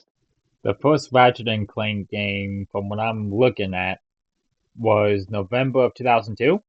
Yep, the first game, Ratchet and Clank, just Ratchet and Clank, came out in November of 2002. I own it as well. I own the original trilogy. I own Ratchet 1, Ratchet 2, Going Commando, and then Ratchet 3, Up Your Arsenal. Those are the original three that came out during the 2000s, as well as a couple other ones as well too. The Ratchet and Clank franchise is a lot of games. It's got a lot. It's got a lot of games. Dude, can I just say this? At the time in the early to mid 2000s, what a time to be a gamer. Seriously. Oh, dude. Literally, being a gamer in the 2000s was a blessing. Like, not only were you getting a lot of really crazy and amazing exclusives, you even had a lot of movie tie-in games. You had a lot of hack and slash games. There were so many influential games that came out during the 2000s era. It's like the 2000s one, and not to mention that was also at the time too when gaming was really, really taking off. Yes. Really taking off. Especially with the console war with Xbox, the GameCube, PS2, etc. Basically, of course, the PS2, of course, just dominating, just dominating the market. I mean, that was also part of what also murdered the Sega Dreamcast. If anybody knows, longtime people who have been around even before the 2000s know what the Sega Dreamcast is. That's the one where you got Sonic Adventure 2, the OG Sonic Adventure 2 from the Dreamcast. That's 25 years old. Yep. And Sonic Adventure. And the OG Sonic Adventure. Yep. But you're saying the PS2 basically is the main source as to why the Dreamcast discontinued. Well, it's not the main thing. It's one of them, but not the main thing. The real main reason too is because of the fact that Sega had a lot of terrible business practices at that time. So the Dreamcast was basically destined to fail because there are other consoles like the Sega Saturn and Sega Jet, like all that other stuff had failed so miserably, and Sega's business practices were just so bad. So the Sega Dreamcast was kind of doomed from launch anyway, because Sega basically was like at that point, as far as being in the console war, being like in the console, like the console space was concerned, they were going to end up going out of business if they decided to continue being in the console space. So they had no choice but to discontinue discontinue the Dreamcast, because they would have kept going. They would have been the Sega you see today wouldn't exist if they stayed in the console market. They financially and just literally just could not stay in the console market. They couldn't. Well, But they did that to themselves. To be honest, though, they did it to themselves. at least we continue and say that we're thankful that they released Sonic Adventure 1 and 2, and they kickstarted the 2K franchise, the NBA 2K stuff. Because the first 99, 1, the first three NBA 2K games were on that platform. So, So hey, ball and gun gamers, you guys should understand too. If it wasn't for like Mario back in the day and all these other things, oh yeah, your NBA 2Ks and stuff wouldn't exist. yep, For all these people to yep. be saying, "Oh, story mode games are boring. Why y'all be playing story mode games? Y'all the nerds playing story mode games, bro. Story mode games are some of the best games you will ever play. I don't care what anybody says. Story What, mode games are some of the best games you will ever play. I have a question. GTA 6, I'm sure will have a story mode. Will you play the story mode for GTA 6 or I on? probably will. I mean, well, let's be honest. GTA Online is not going to release for a couple months, so you're going to have to play the story mode. Because same thing with GTA 5 when that first came out, even Red Dead Redemption 2 when that first came out. Those games did not launch with online right away. That came after. Oh, So yeah, you got to play the story mode when that first comes out. That's what you're going to be doing. You have no choice. I thought online was going to be unlocked right when the game comes out. No, Because it what never has been like that. wasn't it like that for GTA 5 when that was released? Nope. I Nope. I guess it's so you're going to have to play the story mode then. You're going to have to. You're gonna have to. You got no choice. You're gonna be playing the story mode anyway. GTA the online doesn't launch until like a couple months after the game anyway, so it's like you're going to be on that regardless for a little while, So I guess you and I which won't is fine. I mean, I don't care. I'm guessing you and I won't be online playing GTA 6 until 2027. Probably, which whatever. I mean, it's fine. Or depending on whenever Rockstar decides to release it. I mean, whatever. It is what it is. I'll still be playing the game anyway. But still. But it's like, brother, story mode games are some of the best games you'll ever. Because not to mention, here's the thing: when it comes to like just your typical standard basketball, football, racing, whatever games, and trust me, I still enjoy those games, the good ones, that is, obviously, when I get the chance to, because they are just games where you can just turn your brain off and just compete or compete against people or just do an exhibition and just turn your brain off, listen to a podcast or something like that for a little while. Like, for example, like we are right now, please support Turn 4 Productions and Turn 4, Sparks Controversy. Please support. Just a nice little plug in for a minute. But still, aside from that, you can do all those things and just turn your brain off while playing those games. But a story mode game, and why I love them so much personally, and why I've always been such a big fan of them, is because you can literally lose yourself in all of these amazing worlds with these amazing characters and stuff like that you wouldn't be able to do in real life. Dude, as far as like playing like 2K, bro, go and grab a basketball and go and shoot some hoops at a basketball court or at the hoop that's in your driveway. You want to play FIFA, bro? Go down to a soccer field and go kick a ball into one of the nets that's down there. You want to play some football? Play football in your backyard, bro. You want to even race? I mean, well, you can't street race, but you want to drive? Go out and drive a car. That's But you know simple. what you can't? But you want to know what you can't do as far as story mode games are concerned? Oh yeah, you can't wield a keyblade. You can't use magic. You can't use Kratos's, blades of chaos. You can't double jump. You can't do any of the things you're able to do in story mode games in real life. Bro, do you know how much I have always wanted to do a double jump in life? Because I can do it in a video game? How I wish I could double jump? How I wish I could super glide? How I wish I could fly? How I literally wish that I could just like, I don't know, like just float in the air for a couple minutes? You can't do that in real life. You can't. You can't do any of those things. You can't. Good luck. All those Good luck. things you can do in Luck with that all because those things you can do in a video game, you you can't can't. in real life. Or Nope. another one. You mentioned racing, but all those things you just mentioned. Do you remember we played all four of the ATV all-four Fury games, 1, 2, 3, and 4? And when we were up in the air, we would do tricks. Well, mainly me. Try doing that in real life on a ATV. Unless you're a professional, but if you are an amateur or um getting your feet wet with the ATVs, if you try to do trick shots, what you see in the game, I highly advise you don't do that so you can save yourself a trip to the hospital. Just saying. Whatever you see in the game, Not gonna work. you cannot replicate in real life. You just can't. It's like, man, like a lot of the things you're able to do in a video game, especially a lot of the crazy moves and abilities you have in a lot of these story mode games, you can't do any of them in real life. You can't do any of them. You can't. You can't do any of those things. And then not to mention, even a lot of the really cool characters that you'll meet through all these games and stuff or whatever, you can't meet any of them in real life. Heck, that's why a lot of people even go to like animation, like animated cartoons and movies and stuff like that. Even just stuff like that in general, because you can lose yourself in those things. You Yep. can lose yourself and like not have to worry about the cares and worries of the real world for a little while, for a couple of hours or however long. Or you can just lose your, especially when it comes to like open world games or just game again, just story mode games in general. When you're playing these games, you get the chance to lose yourself in the world, in its characters, in all these things for a little while, and just have fun. And just you're being taken to a world that doesn't exist, and it exists in fiction, but you get the chance to be a part of that world, playing as the character that you're playing as or whatnot, and you can live vicariously through them. Hell, even some story mode games have an option where you can create a custom character and basically put yourself in the world. And that stuff is very immersive. That stuff is so cool. That stuff is amazing. You don't get, and not to mention, bro, let's be honest with ourselves.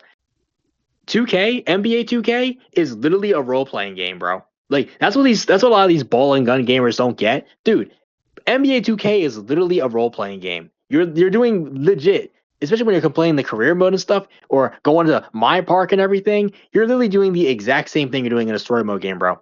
Hell, there is literally a story mode game. There's literally a story mode in 2K. That's the career mode. That's a story mode, dude. So you're essentially playing the same mode, basically. Literally.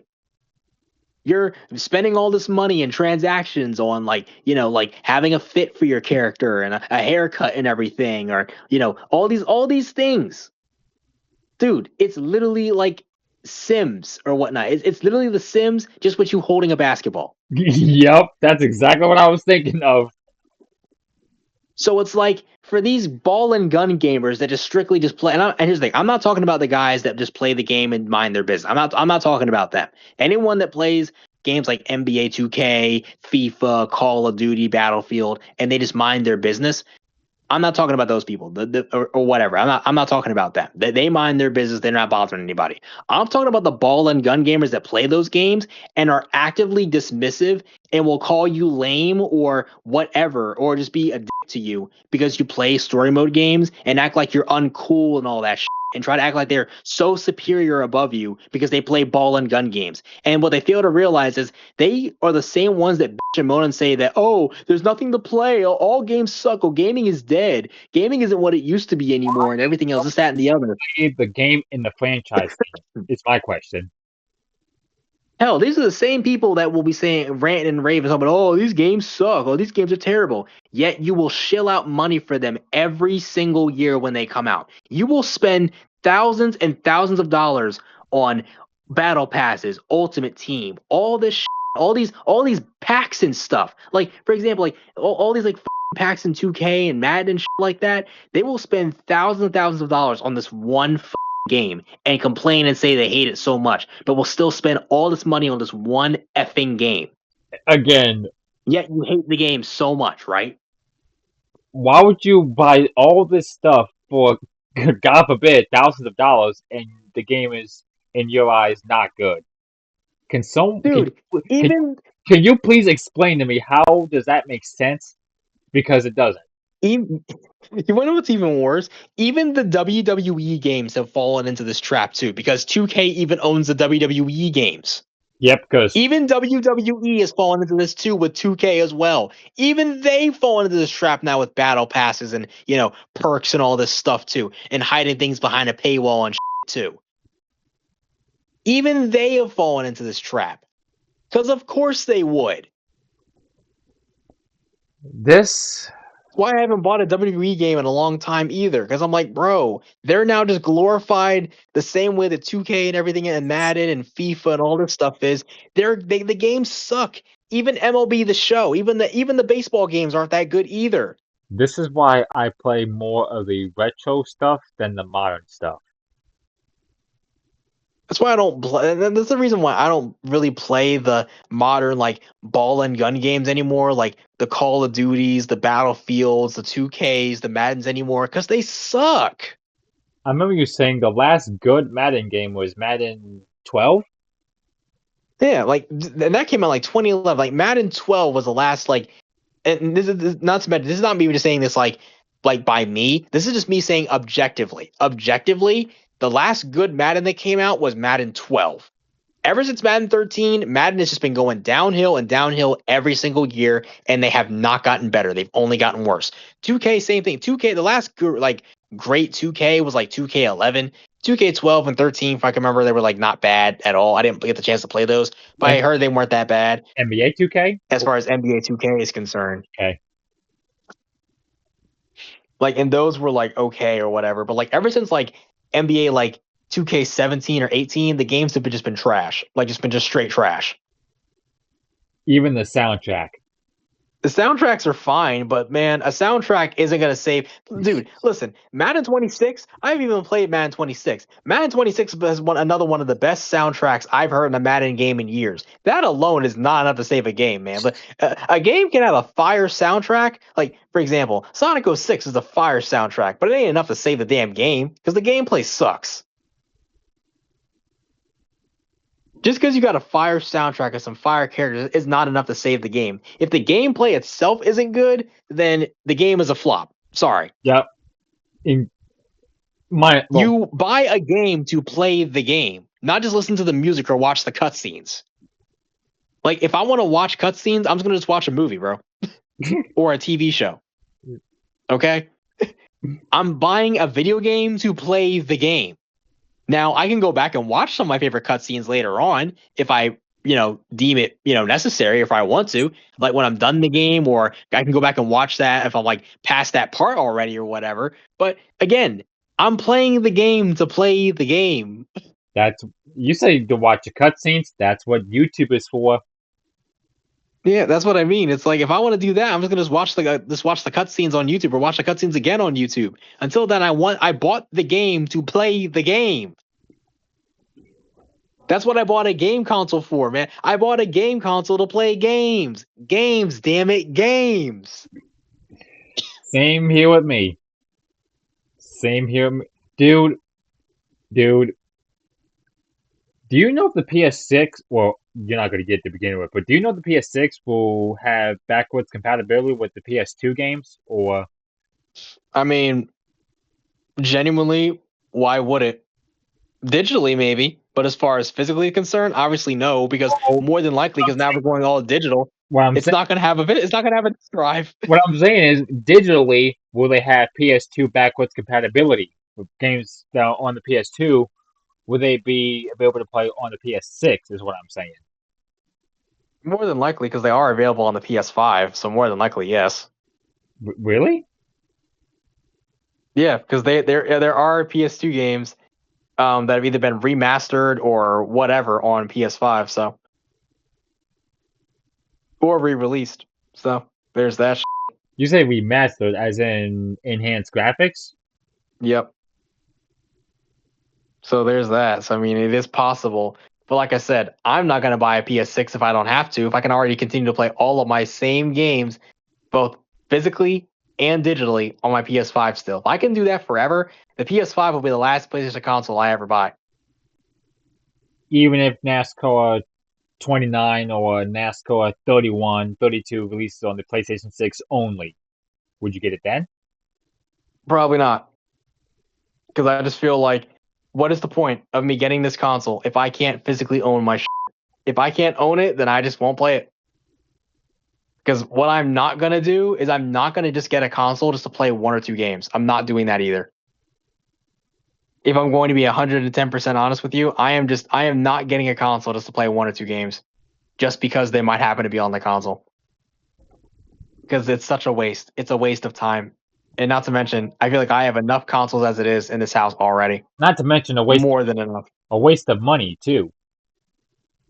And like I said, knowing that where we are with like RAM shortages and everything else, and like I said, the fact that we're talking about PS6 when you should be focusing on the PS5, especially because a vast majority of consumers, for the most part, are finally on PS5 now after literally so many of them were chronically still on PS4 for more than half of this generation. It's like, dude, no. Focusing on a PS6 is the last thing you should be focusing on right now. But yet they're still working on it anyway. You know why? Money reasons. Money, shady business practices, and all that. I hate everything about this. Like I hate everything about it so much. That this is where we are. Like again, like I said in my video, this is what we're giving up. We are literally giving up physical media. We're giving up physical things. We are literally screwing over the average actual consumers, real consumers who want to own their product. Like ourselves. And have some sense of ownership of what they buy, of what they consume. Because it's not even just a video game thing. This is what's happening to everything now. DVDs too. We are in an age where you don't own anything. It's games, movies, like TV shows, just everything, dude. We are now in an era where now, dude, we're in mucky water with media. like, literally, as far as media and all this stuff is concerned now, the companies own everything. The consumers don't own a thing anymore. Just because we're expected to be happy with it. Just because you buy it digitally does not mean you own it. Remember that. No, you don't. You're renting it. Yep. You are literally renting it. Even if you own it, quote unquote, you only have it in your possession for a certain amount of time. It always comes with an expiration date at some point. Because once it expires, it's gone forever.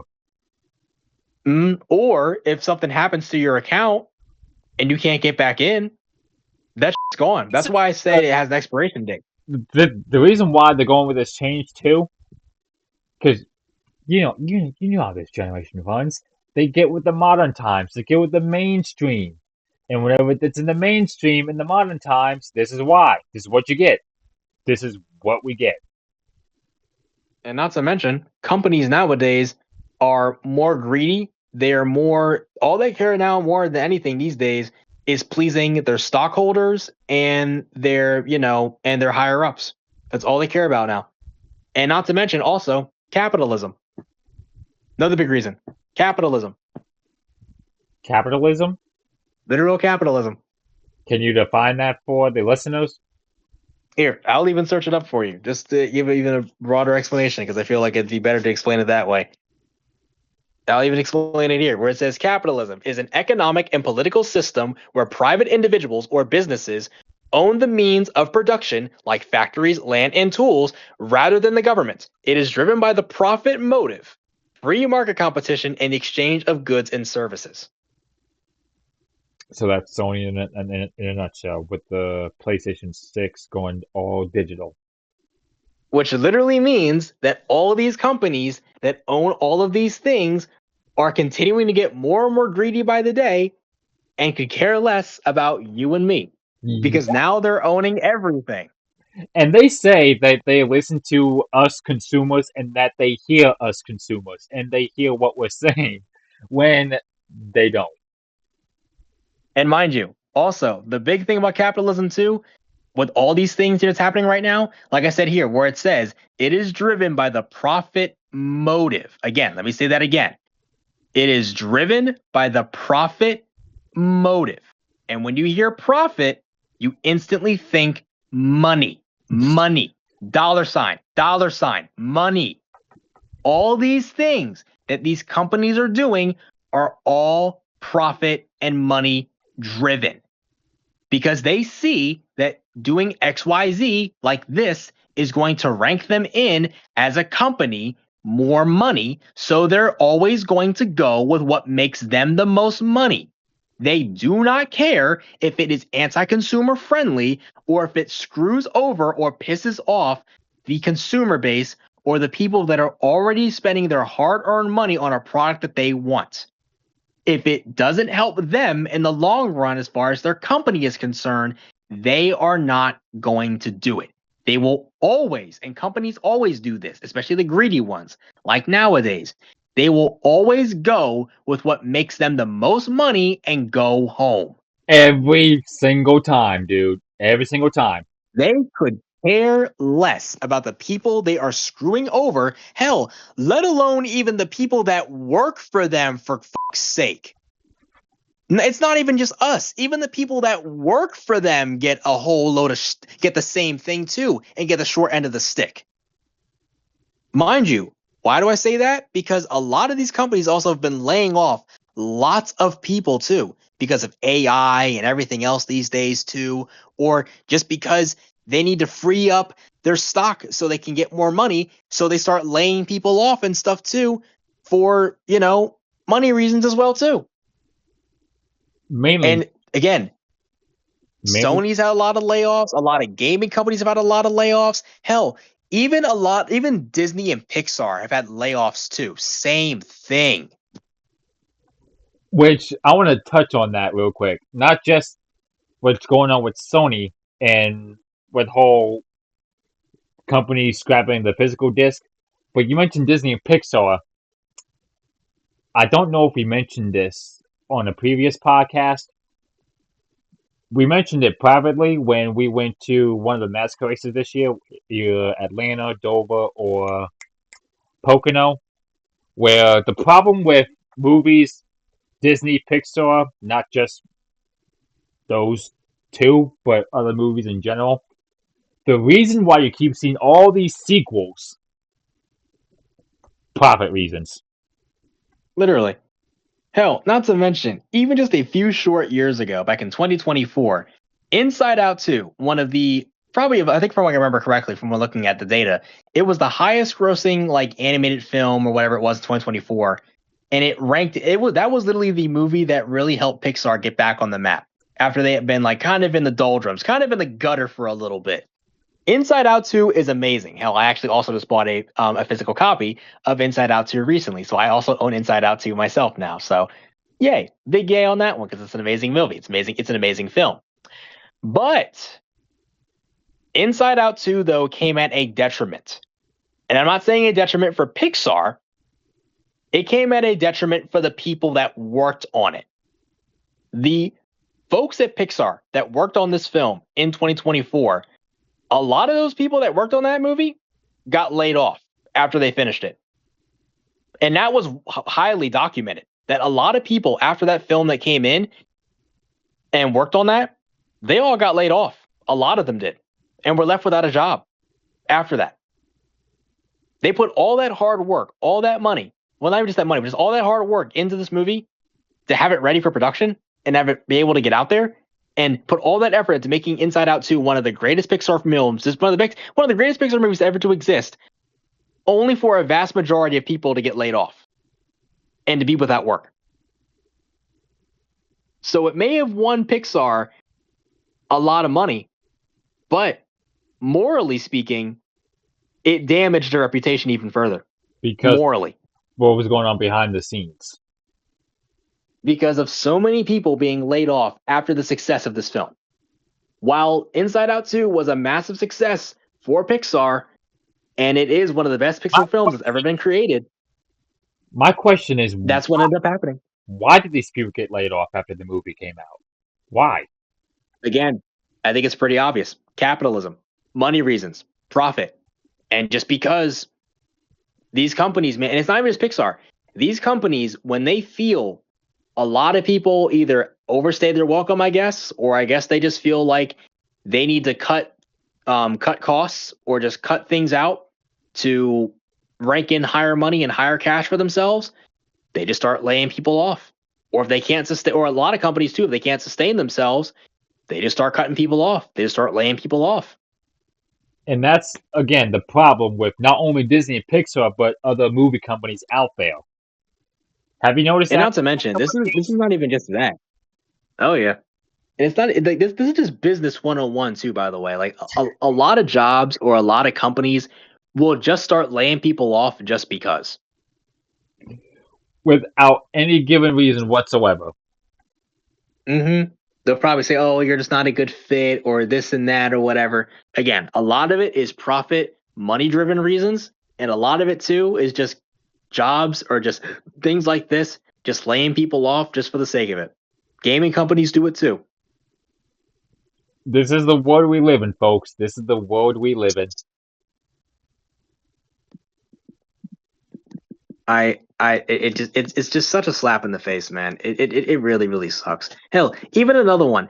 There was also this game that was made by Rocksteady Studios a couple years ago called Suicide Squad: Kill the Justice League, and that game was also so bad too that even Rocksteady was laying people off after that game came out because of how bad the game was.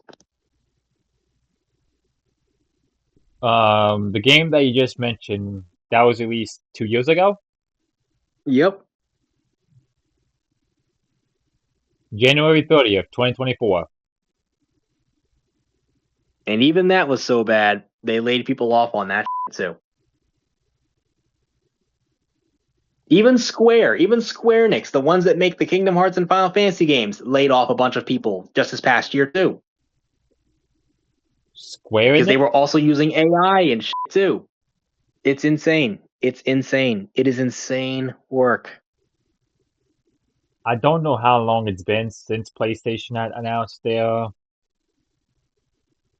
new direction that they're going, but after your rant video and throughout this podcast, has Sony's approach and PlayStation had their approach sunk in that this is the reality that we're going to deal with from now on, especially in a few years' time?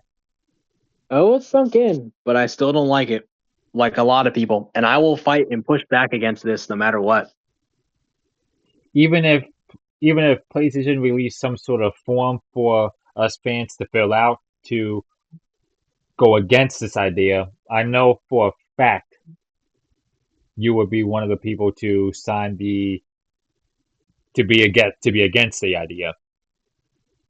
There actually is a petition that is actually out. I think one of the videos I watched recently on one of my favorite YouTubers, he mentioned at the end of his video there's a petition being signed, like trying to help get Sony to reverse this decision or whatnot.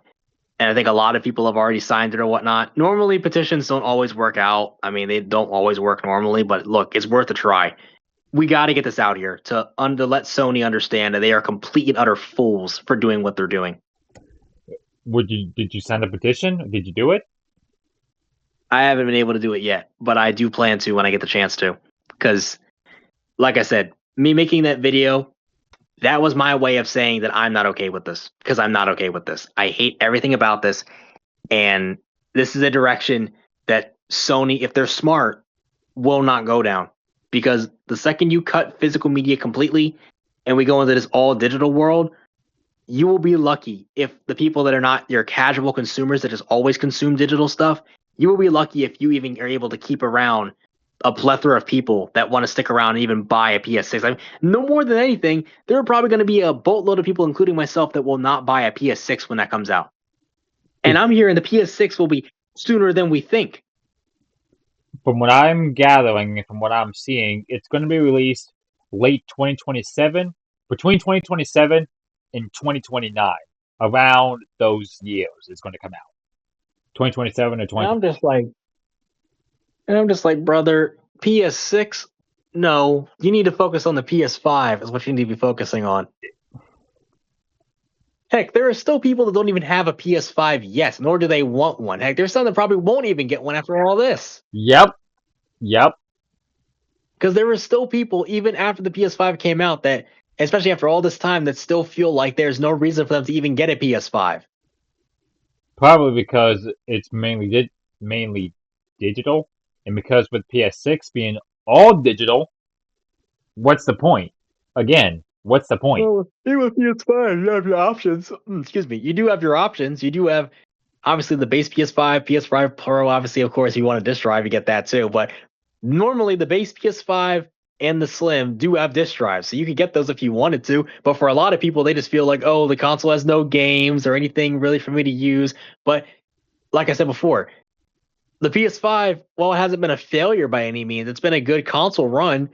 It isn't what it could have been or should have been because of the fact that a lot of people stayed on the PS4 more than half of this generation. Yep. And because they also had no reason to get on PS5 because PlayStation kept making games for the PS4. That's the reason why a lot of games were being quote unquote downgraded because of the goddamn player base. Because we're still making games for the damn last generation console. Ugh. I'll be right back. I need a drink. You definitely need it. I need it. I'll be back. I'll be here.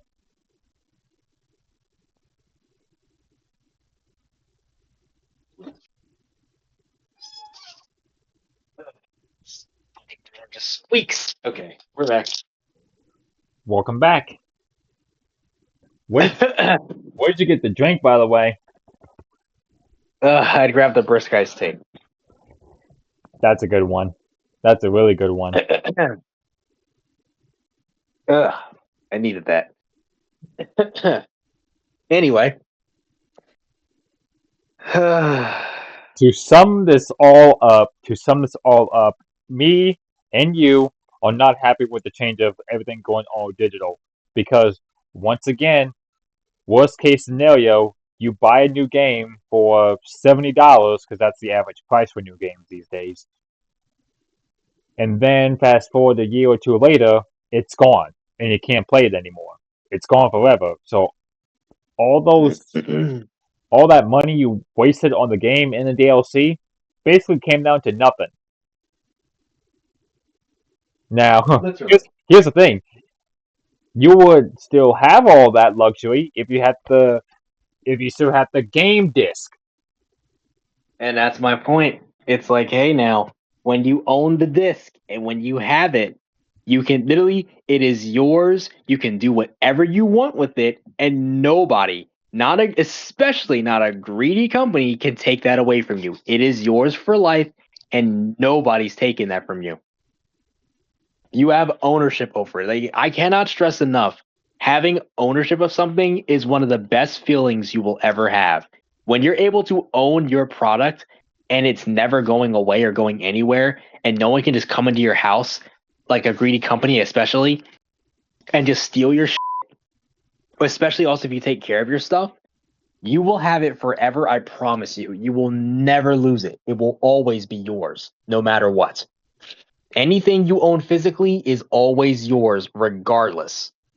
Always. It'll never not be yours. Now, when you buy stuff digitally, that's a different ball game. When you buy everything digitally, you are lucky if you even own it, well, quote unquote, own it, because you really don't. You literally don't own anything. You do not own any of it at all, even if you spent money on it. That can always be taken from you. Always. I want you to think about this for a minute. Have there been games in the Sonic franchise that have been up for a temporary time and have been taken off the store? That I do not know, to be honest. I don't know. I couldn't really answer that because I don't know. I know for a fact in Forza Motorsport, like I mentioned a few hours ago, be grateful you have Forza Motorsport 6 as the physical copy. When I went on Xbox Store last time to see if it was still there to download digitally, It wasn't. It's no longer there. Which I am not surprised by. That does not surprise me in the slightest. It does not.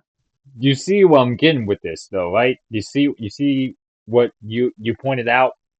When you have some in your hand, it's yours. When you have some on the screen, one thing you cannot guarantee is that it's going to be there forever. 1 minute it's going to be on the screen, the next it's going to be gone just like that. It'll be gone before you can even know it. Or if anything happens, it's gone. Like, it is a double-edged sword having something digitally. Because on one hand, technically, you own it. But on the other hand, the company can yank it out from underneath you at any given point. Or if something happens to your account, or you, for God forbid, forget your passcode or whatever and you can't get in, you're f***ed. There is no way you're going to be able to access any of that stuff that, not to mention, you purchased, you paid for, you used your hard-earned money for. You can't access it whatsoever if you have it digitally. You can't access it no more. If you lose access to your account, lose access to all your stuff, your password, whatever, and you can't get back in, you have no right to have any of that stuff, even if you spent money on it.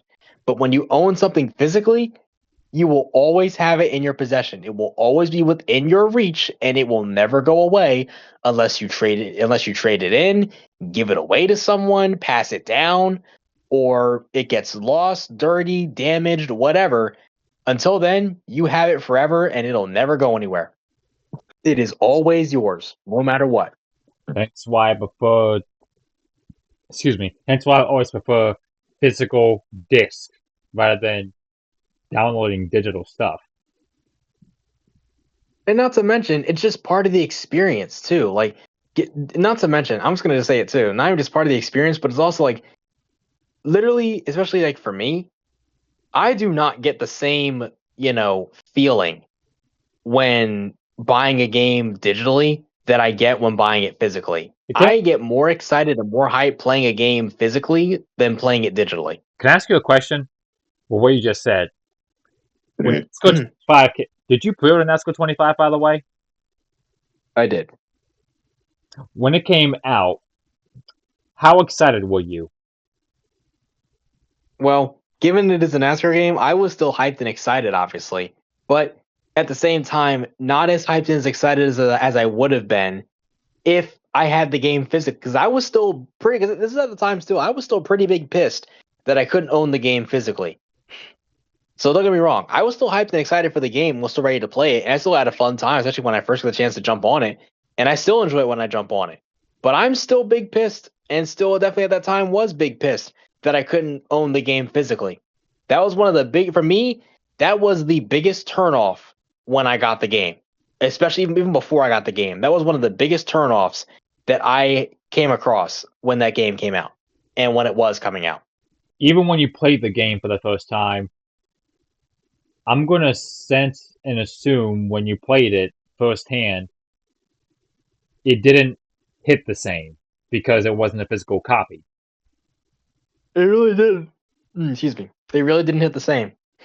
It didn't hit the same as it would have, playing like NASCAR Thunder 2002 or 2004, or just even the E-Technics games like 2011, Insight Liner 14, even 15. Like, it doesn't hit the same as being able to open a case that has a disc in it, take the disc out, put it in the console, boot it up, and play it that way. It just doesn't hit the same.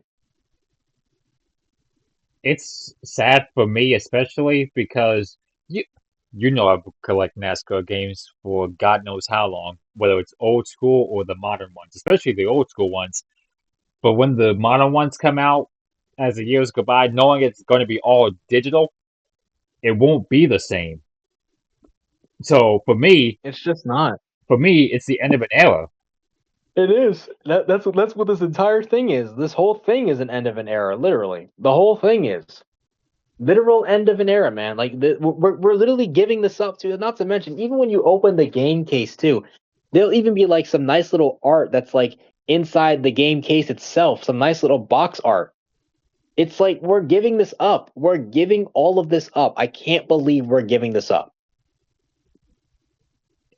And they think that the physical disc is antique or old school or out of date. These companies, Sony especially, is so out of touch, man. They're so out of touch with what actual, real people actually want. They're so out of touch with this. They're only going off of the casual consumer who just consume their products just because, Not even without just a that, thought but in the world. also they're stuck within the modern times.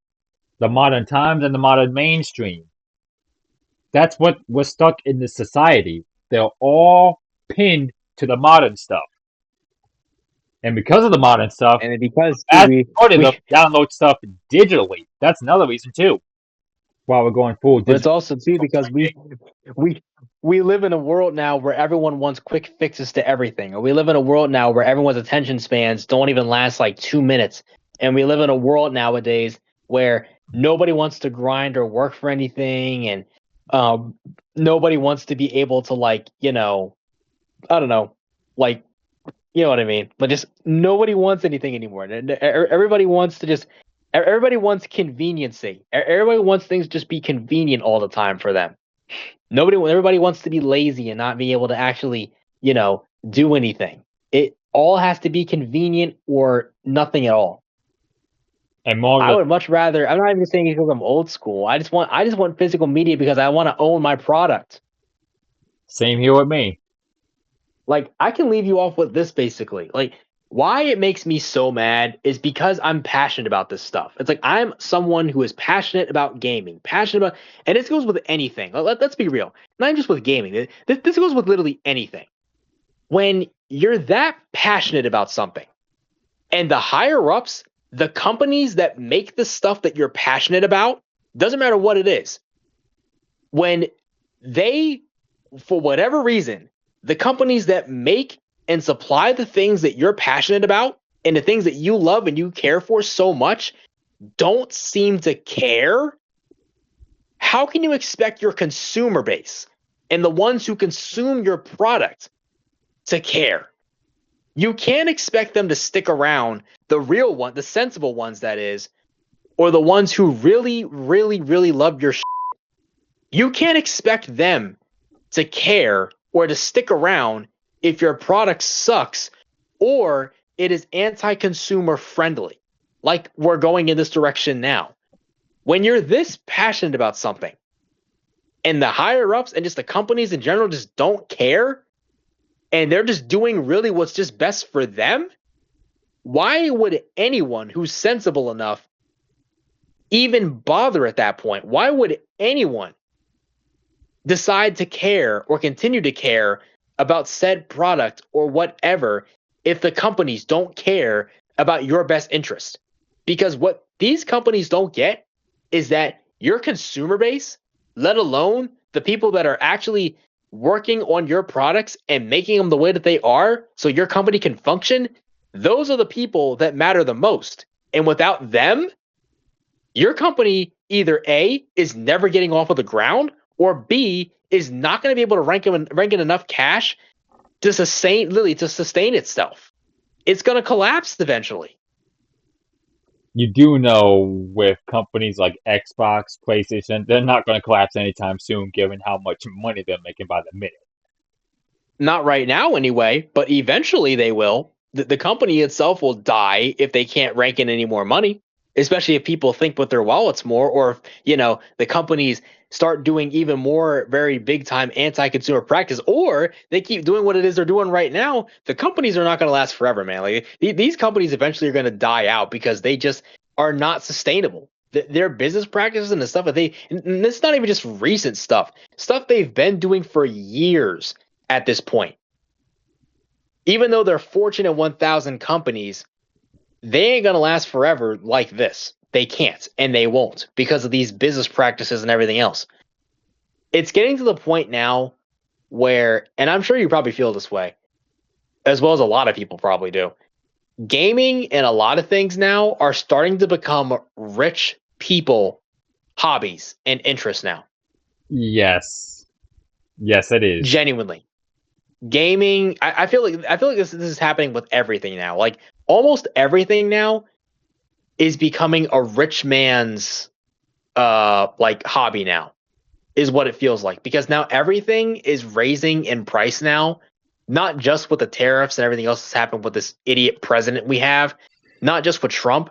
Even before Trump was around, we've been going in this direction for a while now, where the prices on stuff start to raise. Not only just inflation, but a lot of other things. Like, just we're literally living in a day and age now where everything is continuing just to skyrocket day in and day out now. And it is getting harder and harder for the average consumer or the average middle working class to afford stuff, because the minimum wage don't pay enough and everything else. We're getting to the point now where it's harder and harder for people to obtain things now, especially if you don't have the money to do so. Especially with people that work in the minimum wage field. That's not. There are things It out doesn't pay enough. for exactly what I'm trying to say. It don't pay enough, and that's the thing that people It need. doesn't pay you enough. It doesn't pay you enough to sustain yourself, let alone be able to get all these luxuries that you want. All these luxuries of like owning a console, owning a game, dude, it like we're literally getting to the point now, we're at this point now where gaming now is becoming a rich man's hobby, especially in the gaming industry. If we're going to put it like Games that, cost 60 to 70, if we're going to put $80 now. Like, it, just with video games, it's with everything in the business. Everything. everything's costing you like what feels like an arm and a limb now. 60, 70, 80, almost $100 or more. Some things cost you 500 to 600. Hell, not to mention another thing. The Steam Deck, for anyone that's been around a little bit longer too, and it's been like actually like in the console space too. The Steam Deck, that is supposed to be, if you don't know what the Steam Deck is, the Steam Deck is supposed to be a way for people that want to own a console that's like a PC to get into like the PC space. If you don't want to build a PC and you want like a console experience on Steam, the Steam Deck was supposed to be your way of getting into that level. But guess how much the Steam Deck costs? You can even take a look at it. The Steam Deck itself costs over $1,000 something, and that's without a controller. With the controller, it costs even more. So I'm looking at the prices now. The Steam Deck, I'm looking at the typical average price, 654 to slightly over, close to 1,300. Literally, man. And that's just for the base one. Even the oh my god, the 2 terabyte one is even worse. How much are we talking here? Even worse. Way worse. I think I saw it was like 13 or like 14,000 or something like that for like the Steam Deck or some shit, for the 2 terabyte or something, I think. There's no Let way. me see. No. Hold on. I'm guessing you're on your computer too? I'm boring. No, I'm just searching it on my phone. Yeah. The new 2 terabyte models typically range from $1,399 to $1,699. Jeez Louise. We have lost the plot so bad. Just saying that, what you just said, is a massive understatement. And Like, oh, as to why going digital is a concern, a little bit off track for the gaming stuff. NASCAR tickets. I remember someone brought this up to me. I don't remember who, but someone brought this up to me with NASCAR tickets. One of my friends, one of my karting buddies, in fact, that I've known for 5 years now, he was on one of these podcast recordings 2 years ago. Brandon Devine, he mentioned this to me on the phone privately. NASCAR tickets nowadays, you have to get digitally through Ticketmaster, most notably Ticketmaster, rather than getting the physical ticket, like an actual ticket in your hand. I don't think they do those anymore. Well, they do, but not as much as Ticketmaster, because Ticketmaster has been the norm when it comes to NASCAR tickets, not just with that, but other sporting events. So I want to get your take Pretty on much. what is your take on NASCAR events being Ticketmaster dominated when it comes to getting tickets, rather than getting an actual physical ticket in your hand. What's your thoughts on that? It sucks. It Because sucks. would you rather have the ticket on your phone that will go away after the event is done, or would you rather have a physical ticket in your hand to cherish forever? Oh, trust and believe. Just like I've said before with physical media, I'd rather have a physical ticket that I can hold on to forever. Because heck, not to mention the way I feel. The reason why I even feel that way too is because that will give you a reminder of, hey, I was there that day. You can like that's something you can really hang on your wall or like put like up in a frame or something later in life. Heck, you can even show that to your if you want kids later on or grandkids. You can show that to even your kids or grandkids later on. Like as show them like, hey, this is what daddy or this is what granddaddy was doing when he was y'all age or whatnot, or this is one of the events that your grandpappy or whatnot went to when he was y'all age or whatnot. Or whatever. That's like it's like a nice little piece of lore that you basically can teach your kids or grandkids or even just show anyone that will care. You can't do that with something that's digital. You can't. No, you can't. Mm-mm. I still think I still have. I mean, I still have the one physical copy of I think it's the Dover ticket that I had gotten a couple years back. I don't remember which race it was, but it was from a couple years ago. Might have been 2024 or 2023 or something. I don't remember. I don't 2023. remember which one, but I do have a physical copy. I do have a physical copy of whichever race it was. I don't remember. It doesn't really matter, but still, I have a physical copy of that small. It's a small ticket, but it is a physical copy of a ticket, though. It is still, yeah. Actually, I think it was 2024. I think it was 2024. Yeah, I'm pretty sure it's a 20. physical copy of a ticket. Still, it's a physical copy of a ticket. Still, I still have it. Heck, I still think I even have somewhere around here somewhere. I think I still have the tickets from 2016 from my first race at Dover. Still somewhere in here, not in my room, but somewhere in the house somewhere stored. Cherish that. I don't think we've gotten rid of those. I think we still have those even still to this day, and I'm never getting rid of them. Cherish Those it. are some stuff that those are tickets and stuff that I'm going to hang up on a wall or hang up somewhere later in life. Never getting rid of them, keeping them. It's stuff like that that you can preserve, and that's why again, this is why physical will always trump digital because something Yes. physically you can always own, you can always put up on a wall or like a windowsill or whatever, or even put it on a fridge for crying out loud, and you own it forever. It is yours. And not to mention, again, like I said earlier, it's a nice little piece of lore that you can always hand down to someone else, teach someone else, or even just in general, like I said with the tickets and stuff, you can literally show like to your kids, grandkids, or even just show to anyone that'll care, hey, this is what I got the chance to do on this said date years ago. And they might think that's the coolest thing ever. You can't do that with something that's digital because it goes away. Those Pocono tickets I bought a couple weeks ago for the Pocono race, they are not on my Google Wallet anymore. They're gone. Yep. Same for Atlanta. When I got the tickets for us both, literally when a day or two after the event, those tickets long gone. Same for my Dover tickets that I got for us as well. Same thing. That stuff's gone. It's gone. Can't get it back. Can't get it back. It's gone. You see our point. You see our point. Literally, that stuff's gone, man. And to a point, Heck, it's even worse when the races get rained out too. If you don't have like a protection plan or whatnot, you're fucked on that too. yep, yep, yep. That's why when I got the tickets for Dover and also Pocono, I made sure to put like a protection plan thing on those too, just in case if the races got rained out. So I would get the refund of money back and like that if the races were to get rained out and everything. Through Ticketmaster, Yeah, you were able to get a I was like, oh yeah, refund plan for that. yep, and all that stuff. Smart move Because on. they ask you that from what I remember correctly, they'll ask you that if you do want that. Because they strongly recommend you get that, just in case anything happens. So I did. I did It not, cost me a little bit more, but it's worth it. It's worth every penny. especially if it gets, God forbid, rained out. So that's why I did it. But still, it's like it just does not hit the same as having something physically.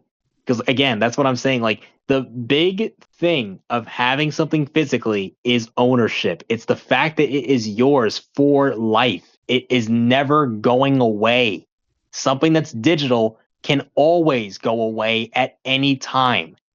Doesn't matter when. It can always go away or get taken away. And when you own it physically, that can't happen. Mm-hmm. Own it digitally, it's bound to happen at some point, some way or another. In the case of Ticketmaster, once the event is done, the tickets that you purchase will vanish. Vanish into the That'll be it. That'll be it. That is it. It's gone. That's it. Same Can't with get it back. same with modern day gaming. Once you download a game, it's going to be there for a temporary time, and after that, it's gone. Nothing you can do about it. Like, brother, it is done. There's nothing you can do about it. You can't walk it back now. It's done. That's the end of it. I hate everything about it. I hate everything about this so much. Everything about this sucks. Everything about it sucks. And this was, like I said again, this was something that I was fearing was going to happen. Oh, so like you do. not even just like a while ago. So I mean, we've been heading in this direction for a while now. Let's be honest. So I think everybody can agree we've been heading in this direction for a while. So you knew something like this was going to happen with PlayStation. You knew. It was inevitable. Not just with PlayStation, just in general. Like, dude, I predicted. I have been going on record for a while, and I predicted that come the 2030s, that physical media will be gone. I predicted by 2030, like 2032 or 31, that'll be it. Little did I know they were going to speed it up till 2028. The fact that you brought that up now, watch that happen completely with not just PlayStation, but Xbox, even with home media, with DVDs, TV shows. All that you got to purchase digitally and not on a DVD or a video game disc. It would not surprise me at all.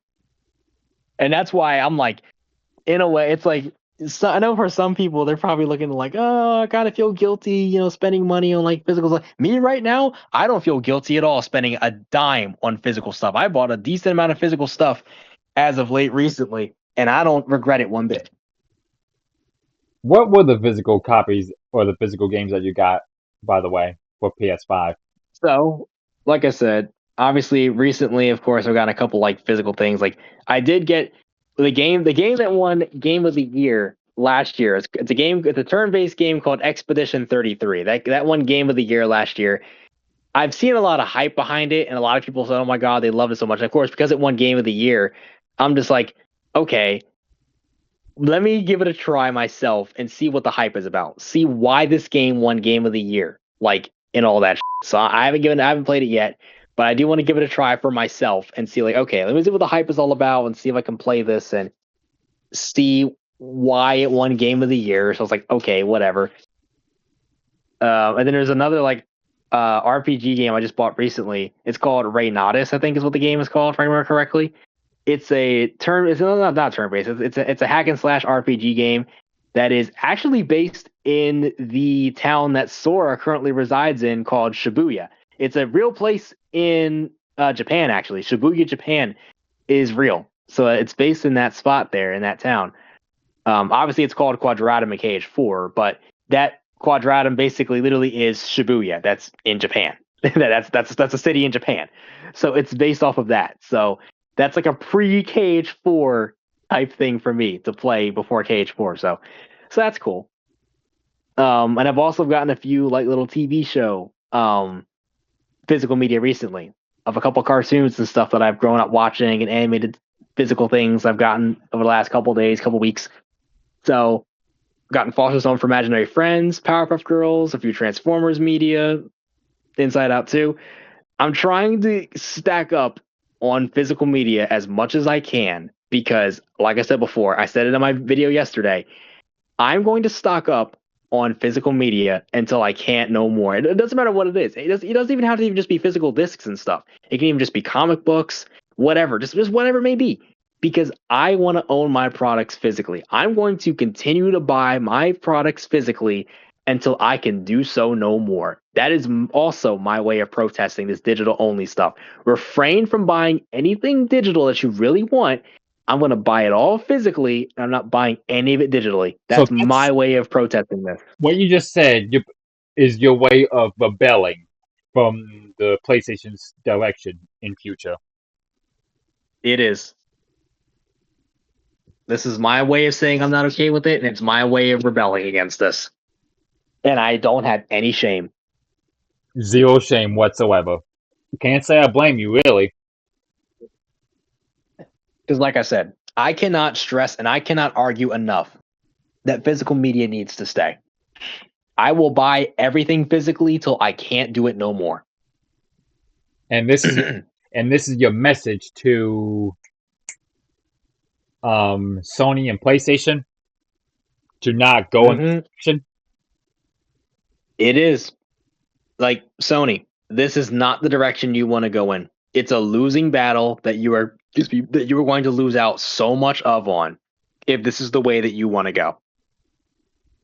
Because when you can't own things physically, and you have plenty of people like myself who are not going to buy a PS6 and not even bother ranking in money for anything digitally after all this, that's a lot of money that you're going to lose. But that's the thing. The problem is, this is what you need to do. In order to have companies actually fully wake up and actually listen to the consumers and listen to people that actually know what they want, you have to hit them where it hurts. You have to hit them in their wallet, have to hit them where the money is.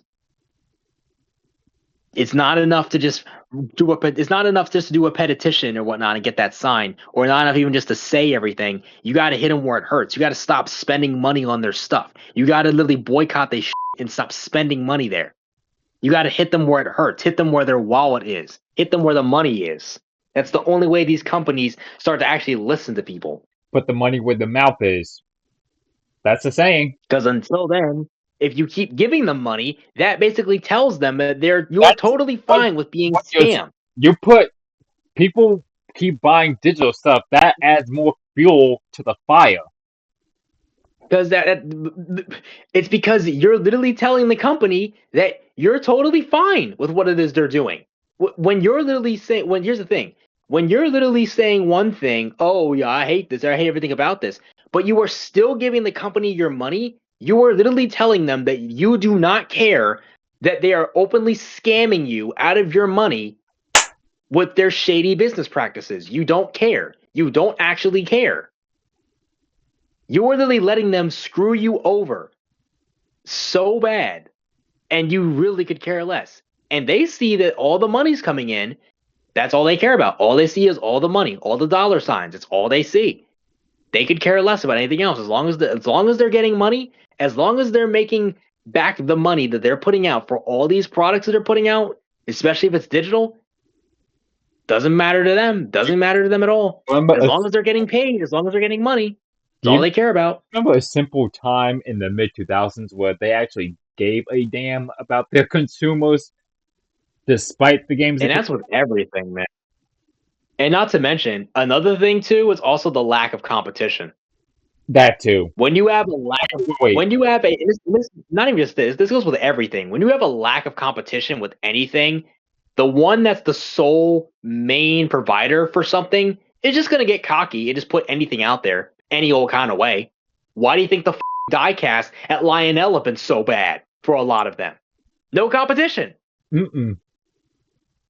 Because do you remember when NASCAR? Well, NASCAR Authentic is still a thing, but do you remember when in the early to mid 2010s, Spin Master was the NASCAR Authentics line in battle with Lionel Racing back then? Yep.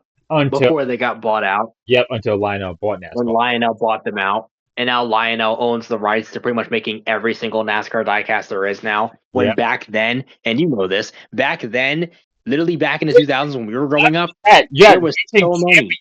Racing champions, too. Winner Circle. Well, Winner Circle was kind of back with Lionel, but still. But literally, you had all of that. You had, dude, not even just that. You had Hot Wheels making goddamn NASCAR diecast back then. Racing champions, Winner Circle, Hot Wheels, Revell. I could go on. Action Racing Collectibles did the same. Action did the same damn thing. Like they all like, dude. Oh my god! You had multiple. Even Team Caliber. That's another one. Team Caliber made some. Yep. Oh my god, I'm trying to like those are some I'm just like just off the top of my head. I can keep going. There's so many more. Like there's literally like there's so many. There is literally so freaking many. Oh yeah, not to mention Connects, Legos. they weren't even the only ones. Lego has done some as well, but not even that. Even diecast came in cereal boxes back then. I have some in my collection that came out of cereal boxes back then. Dude, the Masco store we go to, there will be cereal boxes with diecast in them. And I'm going to tell you that was one of the coolest things as a kid that I was able to have. I would just get like a box of like anything that had a Richard Petty, just anything that had a 43 diecast in it, like you name it, like Wheaties, Chex Mix, or whatever the hell, whatever it might have been, or like Honey Nut Cheerios. Like there were so many boxes of cereal that I gotten over the years that just happened to have a NASCAR diecast, or like it's just a replica or something at least pertaining to a diecast in it. Dude, I miss the 2000s so much because of this, because of what we're mentioning. A lot of the 43 cars that I do have from back then were from cereal boxes. Funny enough. Really? Yep, most of them, not all of them, but most of the 43 cars, like mainly from the 2000s era, were all from cereal boxes. The Cheerios? Even the Cheerios car. They're just really cool. There's like this really cool like Honey Nut Cheerios car that I have that came in a cereal box. It's a Honey Nut Cheerios car. Same thing. Chex? The Chex Mix car, I think that's from like a Chex Mix cereal box, from what I can remember. The Wheaties car, same thing. That was from a Wheaties box. That too. That was from a Wheaties box. And I don't even eat Wheaties, but we just happen to have a box of Wheaties that happened to have that in there. Was it Earnhardt? Was it Dale Earnhardt? No, it was Richard Petty. It was 43. They were mostly all 43 cars. They were all 43. Mentioning all of this, it's taking me down memory lane. Because, dude, like I said, it's stuff like this that make me want to go back in time and relive these moments. I wish. I really wish. But it's because at the time, companies actually gave a damn. Companies actually cared about putting things out there for the fans. With the diecast line, but there was a competition with the video game line, too. You know, NASCAR Heat, NASCAR Thunder, they would compete. NR 2003, all these things, again, competition. But once EA bought out the rights to the games, again, you notice a pattern. Once one company buys something out, there is no more need for them to innovate. So they get lazy and just do the same thing, copy and paste every single year because they know people will buy it. Yep. That's why the Madden games got so bad. Even the NFL games, like back then, you had stuff like NFL 2K, NFL Fever, all the Madden games. Like you had the college football games back then, out before the college football games today. You had multiple options before EA bought the rights to owning Madden games. What about NBA 2K?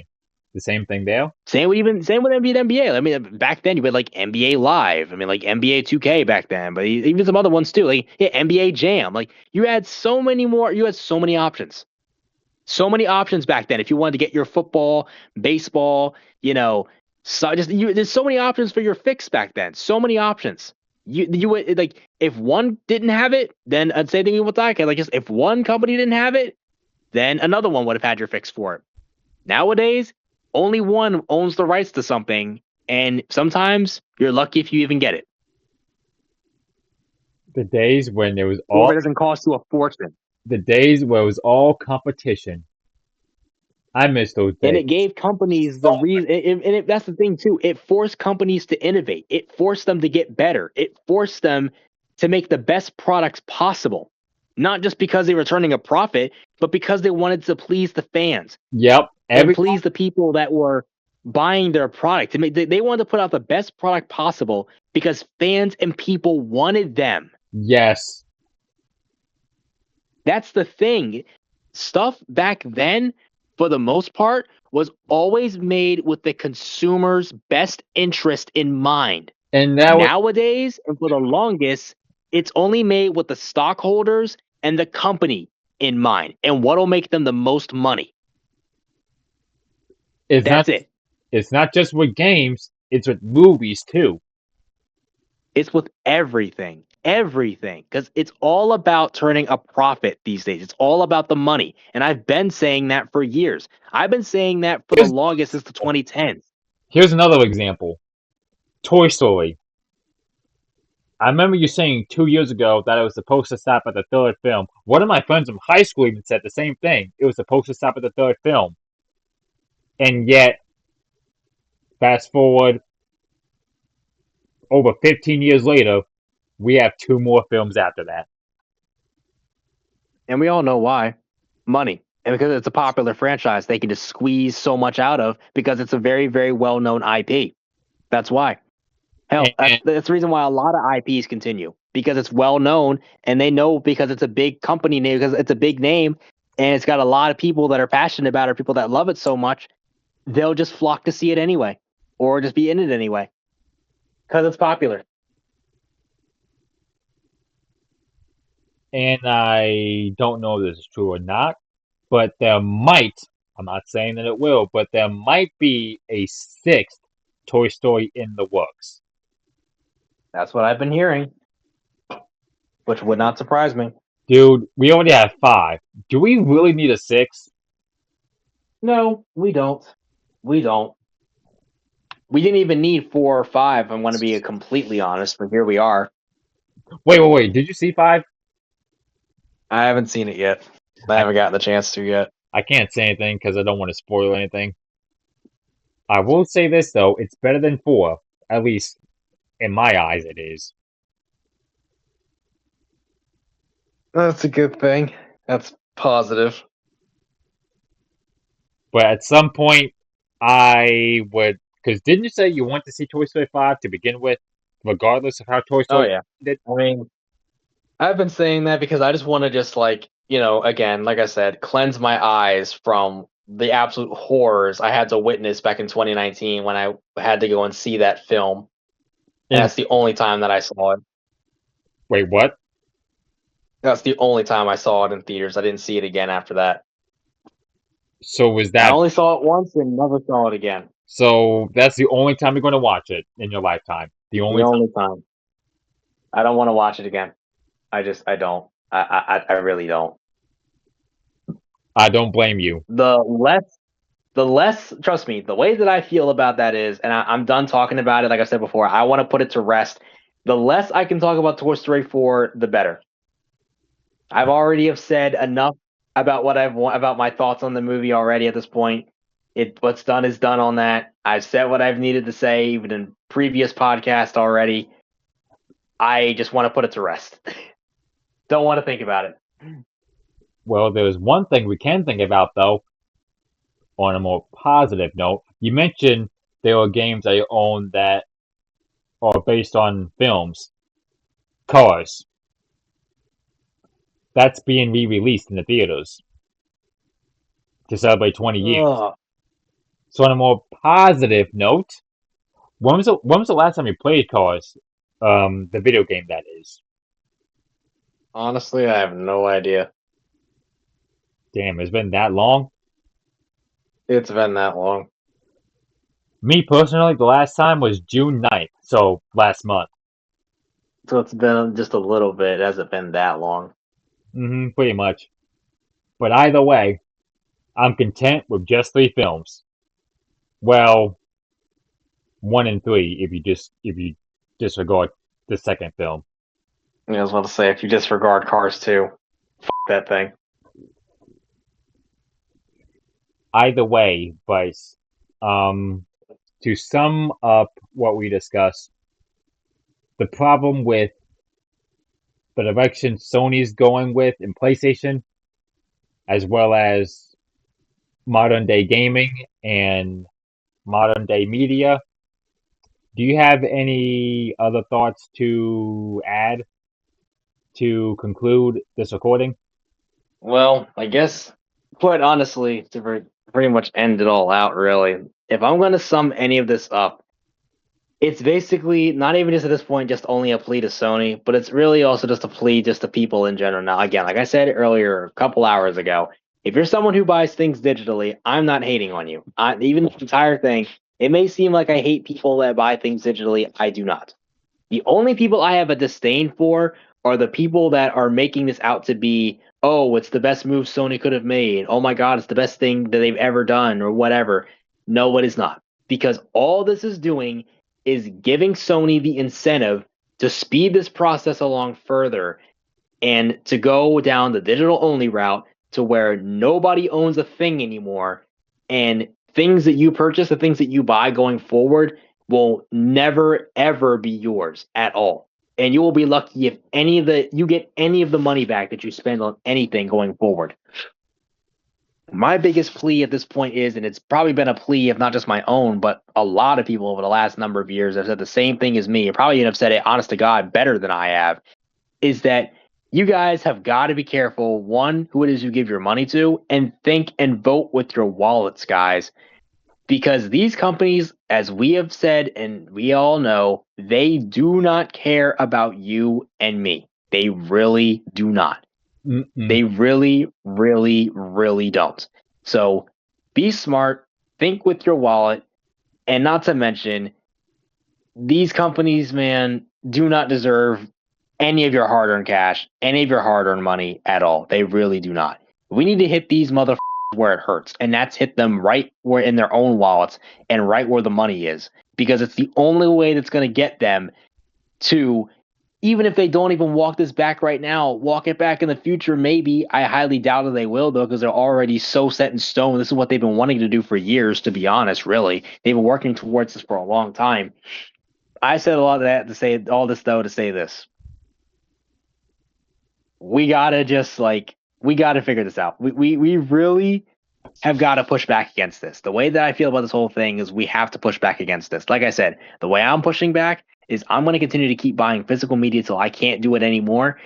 And I'm refraining from buying anything digitally, especially if I can help it. Especially if I can help it and I can get things physically, I'm going to continue to get games physically regardless of what it is. If I can get it physically, I'm getting it physically. I am not getting it digitally. That means every new game, every new release, even past releases, if I can find them anywhere, if it's a game I really, really want to have and really want to own, I'm going to do that. So that's my way of saying, like I said again, that's my way of saying that I'm not okay with this. I am going to continue to keep buying all of my games and all of my stuff physically so I can no longer do so. So I really incentivize you guys do the same, because we cannot allow Sony to do this. They are literally, I swear, they're really pulling the rug out from underneath us and basically slapping us in the face, telling us that, yeah, you guys will own nothing and be happy. I say no. We will own stuff and be happy, and this is one of the ways we can fight back against this, because this cannot be allowed to stand. We can't allow this to stand. We can't. It's such a joke. It's unacceptable, too. Literally so anti-consumer friendly. It's literally the most anti-consumer thing that's ever been done, outside of anything else. But I just do. So you're saying from now on, you're buying everything physical, no more digital, excluding NASCAR 26 and IndyCar and GTA 6, of course. Yeah, because, well, I gotta buy those digitally. I don't have a choice. Those I don't have a choice on. But like I said, if I can help it, and if I'm able to do so, and the option is there, I'm just getting everything physically. The games that I have to get digitally, of course, I have to get them digitally because there's no other option. But the games that I know I can get physically, I'm only getting them physically. I am not getting them digitally. And that's your way of... I know that me doing it, that's my way of rebelling. Even if my way of doing it doesn't help, the long run, I'm still going to do it because it's what I want to do. And that's the path. I'm going to keep buying physical media. It's the path I'm taking because I want them to realize that, hey, this physical media stuff is actually pretty cool. And it's actually it's actually one of the best options you can actually have. And again, same thing, digital and both of these should be options. You should not be, my biggest thing I'm also going to leave off too is this. These should be options. These should not be the end all be all. One of them, like literally, digital should not be the end all be all for people when it comes to making a choice or decision on how to actually get a product. They should be able to have the option to get it digitally or own it physically. Digital stuff was there as an option for a long time. But now they're trying to make it as the permanent option, and it shouldn't be. Exactly. We should be able to choose what it is, how we want to own our products. That's the thing. That's the main point. The main point, we, the consumer, should be able to choose what it is we want to spend our money on and how we want to spend our money on it. Not the companies. The companies shouldn't be choosing for us. That's bullshit. Now let me ask you this. Out of everything that we discussed, what are the pros, if any, if any, and the cons of the whole situation? Literally, the only pro that I can think of as far as digital is concerned is it's just convenient. You don't have to go to a store or go anywhere. You can just purchase it right there from your console, right in the comfort of your own home, and not have to go anywhere or do anything. That's like the again, convenience is really the only like main positive to this. But the negatives more outweigh the good in this. Again, con number one, the price normally remains the same unless there's a sale for the game at any point. The price remains the same. It'll always remain the same. It will never go down. Two, you really do run the risk of, even if you get the game free, of the game eventually being shut down, the licensing getting screwed up, and the game being taken off the store, and you'll never be able to play it again or touch it again. You don't own it, even if you spent money on it. Another con, again, like I said earlier, the companies can just take it off at any point. Even if you spend money on it, even if it's free, they can always take it off. They can always get rid of it. Trying to think of some other ones too. Oh yeah, like just because you own it digitally, man, doesn't mean you own it forever. Because again, same thing. If your account gets banned, your account gets suspended for whatever reason, or you lose access to your account or access to your console and you can't get back into it, or whatever.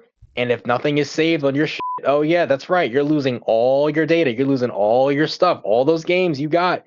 Even if you bought them or spent money on them, you're losing them. You're never gonna be able to see those again. You gotta spend money on them all over again. Whereas when you own something physically, you don't have to worry about any of that. You have so much more cons than you do pros. But when you own something physically, the pros outweigh the good. Well, outweigh the bad, excuse me. Yes, it does. Yes, it does. So with physical copies, it's more pros. With digital stuff, Way it's more. vice versa. Like physically, you own your product. You can keep it forever. It'll never get taken away from you. Companies can't do anything about that. You can trade it with people. You can, sell it to someone if you want. You can pass it down to someone, pass it down to a kid, your children of your own, grandchildren, whatever. Display it on a wall somewhere if you want. Like, just whatever you want to do with your physical media is up to you. It's yours. It'll never go away. It'll always be yours. Just take care of it, preserve it properly, and you're good. Take care of your discs. That's all I'm going to say too. But another thing, take care of your discs. Take care of your stuff, because physical media, yes, can disc rot, or it can get dirty, dusty, damaged, broken, whatever, if you don't take care of your discs, of course. If you take care of your discs and store your discs in certain and proper areas where they won't get dirty, dusty, damaged, disgusted, or whatever it may be, you're good. You will always have those discs no matter what. They will always work. Trust me. And again, I'm living proof of this. I have so many games. A good couple of them do have scratches on them or whatnot, like a lot of scratches on them, but still work even years later. And a lot of the games I do have for my PS2 days are like well over 2 decades old at this point. A lot of them. Jesus. So, and they still work. And they still work. Which ones? Like, for example, there's like Kingdom Hearts 2 has a bunch of scratches on it. That still works. I'm trying to think. Jesus. I want to say the Incredibles game I have has some scratches on it. That still works. Finding Nemo has scratches on it. That still works. I think the Cars game has scratches on it and it still works. I'm trying to even think of some other ones. Jesus. I don't know. There's like a bunch of games that I do have that are on PS2 that have scratches on them and they still freaking work. I think Nicktoons Unite's another one. That one also has scratches on it. It still works. I think even some of the Lego games I have scratches on them and they still work. Some of the Hot Wheels games, like Hot Wheels Stunt Track Challenge, I think that has scratches and it still works. Like there is still a plenty of games that I have that have scratches or anything like that on them, and they still work. Still, it's just how you take care of your stuff. It's the simple. It really just boils down to how well do you take care of your discs? How well do you take care of your? If you don't take care of them, then yeah, they're not going to work ever again. Let me But ask, if you do, they will always work. have you ever owned a game in your possession where the disc is worn so badly, even if it's not as worn as bad? But my point being, you own a game and it doesn't run smoothly or it doesn't work at all.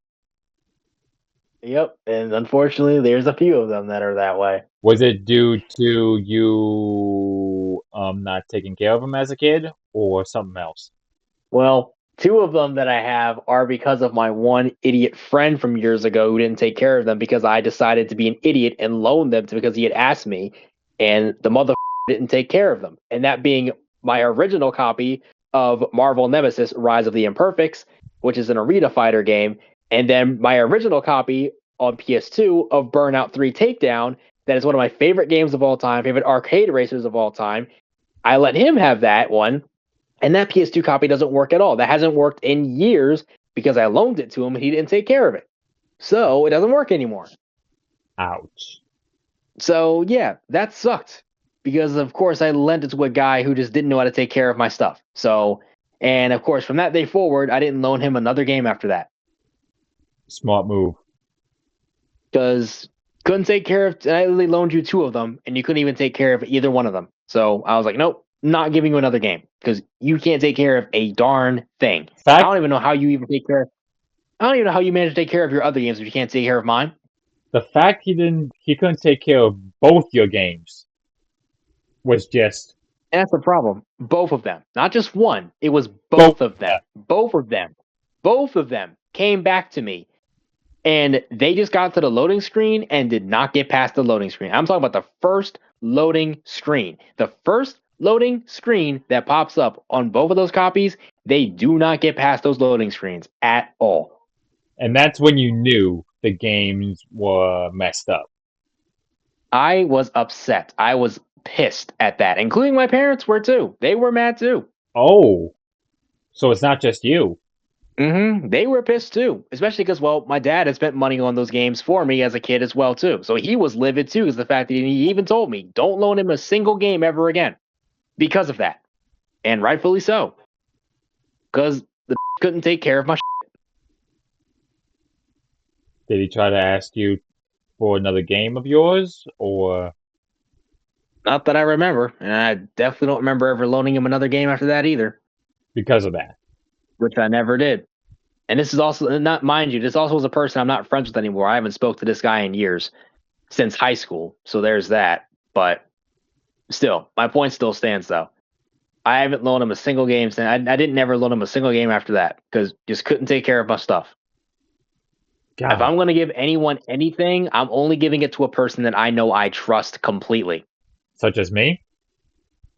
They would either be you or, like, for example, one of my cousins that I do know that I've obviously known for years. I had given her one of my Kingdom Hearts copies or whatnot, Kingdom Hearts 1.5 and 2.5. I had given that to her, and she still has that one. And I know she's taking care of it, so I trust her enough. So I was like, all right. Now I was a little hesitant at first, but I was like, all right, I trust you enough, so fine. You say hesitant. Was it due to PTSD? Not exactly. It was just I didn't want to give it up because I was still playing them. But Uh, she was like, "Come on, let me have it. I want to get into these games. I want to try them out." I was like, "All right, fine." But at the same time, it's like, yeah, I also, I guess, kinda, because I'm like, okay, you better take care of it because it is still mine. I spent money on it. But still, my point still stands though. As long as you're able to take care of all of your stuff, then you should be good. You really should be good as long as you take care of all of your stuff. Like, literally, there are people like, oh, well, what disc rot or whatever. Like, bro, tell me you don't take care of your discs without telling me you don't take care of your discs. Like, as long as you store your discs properly, and not to mention also put your discs in the proper spots or make sure they're properly clicked in, to the spot they're supposed to be in, then you're good. They which won't break. you PS2 because you had to Especially if you have the slim, you have to put it in correctly. Oh yeah, for sure. Because if you don't, you'll hear this loud, obnoxious scratching sound. Yep. So it's like you really got to make sure that you put it in. Not to mention, you really got to make sure you put it in all the way too, because yeah, Yep, that'll happen too if you don't put it in the whole all the way. that's what I mean. Because if you don't, you're going to hear that scratching sound, and that's going to damage the disc. And you also got to be careful just putting the game, inside the disc tray too as well. You got to make sure you're careful putting it in there because you also don't want to make you also want to make sure too the disc doesn't like not only get scratched up, but you also make sure that it doesn't get bent or like shredded a little bit because you're pushing it too hard or whatever too. Not that that's ever happened to me. I'm not saying it's happened to me. I'm just saying just in general because you want to be careful with that. Check yourself before you wreck yourself. In the words of Ice Because Cube. if you don't, then you're Yep. Well, we're already in that situation as it is with the whole all digital situation, which unfortunately, you're strongly against. I'm against it too. Because again, and I always have been, own the physical product, especially and me, that's how I feel, man. NASCAR or F1. Me as a NASCAR fan or an Yeah. F1 fan, I'd rather have a physical copy and a physical disc rather than just have a digital, rather than just have it digitally. Yeah, I own NASCAR 25, but it doesn't feel the same. It doesn't hit different when I boot it up because I don't have the physical disc. None of us do it because it's not out for a physical disc, which is sad. And the same Mm-hmm. applies for the upcoming NASCAR 26 that's going to come out. That's going to be all digital too. It's really the worst. It's like everything is just so digital now. It's like literally, and not to mention, it's just like even just being able to show off the physical collections you have of something. There's like, again, like I said earlier, there's just such a beautiful feeling of ownership of that. But it's also just like, you also, not to mention, you also have the satisfaction too of like, I own this. Like, this is mine. Like, I worked for this. I built this. This is mine. I own all of this. All of this is mine. It's like again, the beautifulness of owning something like that is just like second to none. Like it hits you that I own this or whatever. Like heck, a lot of things I didn't have as a kid, I own now. And I'm like, I actually own this. I actually have this. And Mm-hmm. it fills me with so much joy and happiness. But when you have it digitally, those feelings are just not the same. Ask you a question. They're just not When there at all. you mentioned when you pop in the disc and you boot it up and the game boots up, isn't it more satisfying to you when that happens? It is. Oh, it is. It's way more satisfying. Not only is, of course, the hint of nostalgia from back in the day, but it's just continuing a tradition that we've always known. And not to mention, for someone like you and me, a digital only world is so foreign to us because we've grown up It's forever.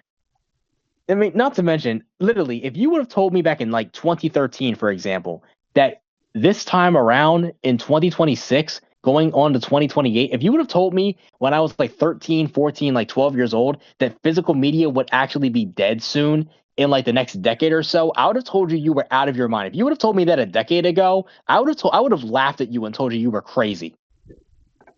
That's never going to happen. but And that there's no chance of that happening ever. but But now, here we are. it's a reality. Something that I never even thought I never even gave this a second thought. This never occurred to me or ever was a thought in my brain. Not even 10, not even like 13 years ago was this ever a thought that ever crept up into anyone's brain years ago. That didn't start becoming relevant until at least around like literally around like the PS5 or like late PS4, Xbox, like just really around like this time is when that stuff started to become a little more relevant. And when like live service games and like Fortnite and other things like that really started to take off. Especially Fortnite, Call of Duty too. Remember when that first came out?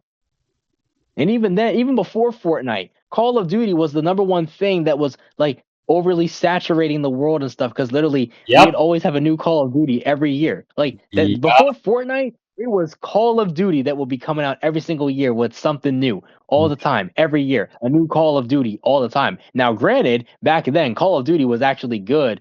In the 2000s and like do like the at least like up until at least like after Black Ops, like Black Ops 2, I feel like to me is the last great Call of Duty game that came out. Call of Duty Ghost was ass. Advanced Warfare was okay, a little bit better than Ghost, but still wasn't all that great. Black Ops 3 was the disappointment.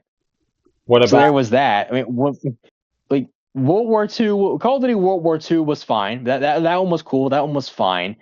Infinite Warfare was meh. Infinite Warfare was whatever. Black Ops 4 sucked absolute ass. That one was terrible. Cold War was solid though. Cold War was the last Call of Duty I actually bought physically. I got that for Christmas a couple of years back or whatnot, or like the beginning of the 2010 or 2020, excuse me. I think I came out like 2020s when Cold War came out. That was the last Call of Duty that I've ever gotten. I haven't gotten a single Call of Duty game since then because I've just checked out. They're not the same. They are not good like they were years ago. Like same thing like Madden and everything else. They're not good. Hell, Black Ops 7 released just last year and is arguably the worst Black Ops game to ever exist. yes, according to a few of my friends, that is true. They're saying that It Black is a game that is always online. Hell, even the campaign is online. It's like, why, dude? And it has one of the worst story campaigns ever told in Call of Duty history, if not the worst one by far. Literally, it is the worst one by far. Terrible, absolute junk. Like I can't. I can't play Call of Duty anymore because it's not what it was years ago. It's not. I didn't even play Black Ops 6 either because they're not what it is I would want in a Call of Duty game. They're just not. this is I why don't want it, man. I don't want it. this is why with a lot of games, mainly with racing games, because that's mainly my go-to genre. This is why I go retro rather than modern. Because you notice a pattern Like with you retro notice gaming a pattern itself with is taking most off lately. games. Exactly what I'm saying. With modern day games, they're not that good. From what I'm hearing from a lot of people, they're not that good. That's why I go back to the retro days. Most of them, at least. There are some though that are good. There actually are a lot that are good. You just have to look. And not to mention, another thing I can't also stress enough too, for everybody that gets stuck playing the same games over and over again, and if you think that gaming is dead or gaming isn't good anymore, I highly encourage you, like I have been doing for a while now, broaden your horizons. Try some new games. Try some different genres, dude. Exactly, Even if you don't like it in the end, at least you can say you tried it. exactly. Or if you're a retro gamer like me, switch it up. Every like play, let's say for example, F1 2013, and then after about a week or two, switch it up to a different game. So you don't Because get you gotta keep it it fresh. over and over and over. You know what I mean? Because that's why you be seeing all these people that be jumping off, especially the gun and ball gamers, be saying, "Oh, gaming is dead. Oh, GTA 6 is the last great game to come out. If we don't, GTA 6 ain't good, we're screwed." Or, dude, y'all only be saying this because only be playing. Y'all the same ones that be playing the same games every single freaking year, bro. These people will literally buy a new console just to play NBA 2K and Madden and FIFA and the Call of Duty and all these same games every single year. You only be buying a console to play the same games every year. Yeah, What is the point of you buying a console? Like, now, listen, they're still gamers at the end of the day. Yes, I'm not going to say they aren't gamers because, I mean, those are still video games at the end of the day. They are still games. But you guys be playing the same games every single year, yet have the nerve to be complaining and pissing and moaning, talking about, oh my God, gaming is dead. Oh my God, gaming ain't the same no more. I'm going to be honest. I feel like this epidemic didn't really start till COVID, but when we all were stuck inside and nothing better to do. I think some people just hopped on just to let me play 2K or man, let me just jump on the gaming thing as like a small little hobby because I got nothing better to do. And because now it's like, because these games really suck now, like really, really suck now. Those same people, I guess, are just so bored of the game or they hate the game so much, or they're just like, oh my God, gaming is dead because they feel like they've been playing the same game for so long that they just don't have anything else. But it's like, you guys aren't looking. That's the problem. You guys just have to look. Or go and look at some like sometimes even what I'll do, I'll even jump on YouTube and take a look at some people's collections of like games that they have. And if I see a game that they have in their collection that might stand out to me or might look cool, I might give it a shot. I might give it a try. Again, broaden your horizons. Look around. You might find something that it might pique your interest, or it might, intrigue you enough to want to try it. You never know. Let me ask you, You just gotta look. can I ask you a question? Do you do the same approach what I do when it comes to gaming, where one week you play this game and then the next week you switch it up to a different game? Do you do that same route? Well, it does depend on what it is. Especially if it's a game I want to finish, I'll stay on it until I'm finished it. But if I do want to take a break in between and play something else, even during the week, I will just put it down, play something else, and then revisit it again when I'm ready to. A lot of the time, I'm not always playing the same game I do. over and over and over, unless it's a game that I'm really enjoying and like really, really having a good time playing. Then I will not put it down and I'll keep playing it till I'm done, or just keep playing because I'm just binging playing this one right now. But a lot of times, though, yes, I will play a game for a little while, put it down, play something else, then play that, put it down, do something else, so I can keep a variety going or something like that. Or just really focus on finishing a game that I really want to finish, then focus on the next game I want to finish. So I'm not feeling so burnt out. Will it be the same for And when again, like I said, it's out? yeah, and like I said, I'm not just playing the same genre of game all the time. I'm playing different genres. I'm not just sticking just to one genre the whole time. That's another thing. You stick to one genre all the time, yeah, you're gonna get bored of it because you're playing the same thing every day. Or every, for months, rather. So I keep seeing these stupid videos of these same people complaining that, oh my god, the gaming industry sucks. Like, don't you think maybe that's because you're playing the same game every day and spending money on this one game every day? Don't you Exactly. think that? Exactly. Like, are you brain dead? Are you dumb? And then these are the same people that will shit on you for playing a story mode game or playing a game that you love, while getting upset that people are shitting on them for, shitting on other people for playing certain games. It's like, you kind of asked for this by being a smug asshole, so what do you expect? Or I can't stand those people that be like, oh, if you don't play like me, you suck. I'm going to play the game how it is I want to play the game. Not everybody's got a fetish for handicapping yourself. I know I don't. Or another thing, we're also playing on the hardest difficulty possible on your first playthrough. I Oh, don't do all that. I'm not trying to do all that. me either. I don't do that either. Now, I don't mind doing that after I've completed the game for the first time. I can go back and complete the other modes and stuff like that once I'm done the first playthrough. Then I can do all that, then play the game on the hardest difficulty possible to see if my skills gotten better or whatever. But I am not playing the game on the hardest difficulty possible on the first playthrough. I'm not doing that. I'll play on normal or standard mode or whatnot. But as a kid, of course, I played on easy. But now I'm just like, I'll play on the normal mode as an adult now. But I'll work my way to the other ones later once I'm done the normal mode and play the rest of the other modes and stuff like that afterwards. But until then, it's like I am not handicapping myself like that. Or like in other games, like in RPGs, for example, taking off certain abilities that will help you in a fight just because you want to handicap yourself. Like, dude, come on now. Like, you don't have to do that. There's no reason to. Well, there's one thing that I don't understand is that the world we live in. This is the reality of it that we live in. It sucks. It's awful. But if there's Just one think with thing, your wallets well. if there's one thing that we can agree on that we can get digitally, it's GTA 6, NASCAR 26, and the long overdue licensed IndyCar game. Because And that's about it. do you know how long it's been since the last IndyCar game was released that's licensed by IndyCar themselves? Yep, since Indy 2005, That years and years ago. 22 years ago. I'm not surprised by that. And they've been waiting longer than we have. Except they're not going to own a physical copy of the game, though. That's going to be a letdown. Oh yeah, for sure. But I am reading the IndyCar game will be released. It's scheduled to be released in the second half of 2026, and we kind of already own the second half of 2026. but we just have yet to get a release date. Probably in November or October, maybe. Who Don't knows? I don't see anything that says that it's going to be a physical release, but obviously it's going to be for digital. But I don't see it for physical release though.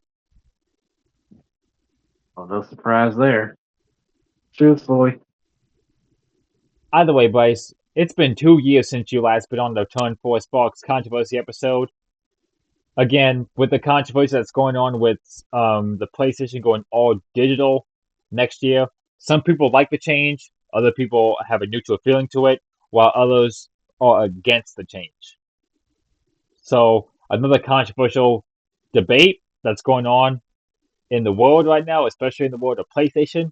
And again, once I saw your video on the matter, I just had to hit you up on Instagram and get you onto this podcast station and talk about it and get your thoughts on it and get a more clear, in-depth analysis on your take on going full digital and the cons and what impacts this will be to gaming society heading into 2028. So all I'm going to say is this: enjoy collecting physical copies while you can. No, I definitely will. And always have been. I'm collecting them till I can't do it anymore. I say the exact same thing, mainly with racing games like NASCAR or F1. Either way, it's been a ride, Bryce. Once again, I appreciate you being on here. Oh yeah, always happy to be on when I can. Oh, one more thing. Those games that you pointed out in your rant video, can you list the top 3 games that you've touched from your video that you mentioned in your video? The top 3 games that you played that are the best ones? Well, I would say for me, Pragmata, Cyberpunk, and probably God, I don't even know. Out of the ones I even listed too, Rise of the Ronin's really good. That's another one. Um, Black Myth Wukong is a really good one as well too. First Berserker Kazan's a really good one. Devil May Cry 5 is a really solid one. So I mean, I don't really have like a specific one. It's like the best out of the bunch. They're all really good titles that I actually have delved a decent amount of time and effort into them, or even have completed. So they're all pretty solid. But other than that, it's like I'm just happy to have them, especially physically. What You know, the Nintendo Switch is still making game cards. Oh yeah, they will, and they will continue to. Will you switch over to the Switch? Nope. I am not buying a Switch 2. I'm not buying a Switch 2 either. Not a Switch 2. I mean the base Nintendo Switch. I mean, I have one, but I don't play it like that. I just don't really care to. Plus, quite honestly, my sister uses the Switch anyway more than any of the rest of us do. I got other games I want to play on the other games anyway, so I don't really use the Switch like that. Such as PlayStation, Xbox. I'm guessing from what I've been gathering these last 11 years, you're on PlayStation more than the Xbox. Yep, always have been. And you have been since the early 2000s. Mm-hmm. And heading into 2028, we're heading into the foreign territory, if you will, as you said. That's what it feels like, and what it is. Unfortunately, there's not much we can do. Unless someone in the company listens to this and actually scraps that plan at the last minute and still continues to make physical disc copies regardless. But I don't have any faith in them doing that though. Neither do I. At least not right now. But at least we tried. At least we actually voiced our stances on the situation. Better than not doing so. Again, that's why. As soon as I saw your video, we had to do this. We just had to do this. Either way, I appreciate you being on another episode of Turn 4 Sparks Controversy, episode 16. Do you have any final thoughts to say before I close off the recording? Not really, to be honest. Other than that, just think with your wallets, y'all. Keep buying physical media like I'm doing. I'm doing it till I can't no more. And you, Sony. Do better.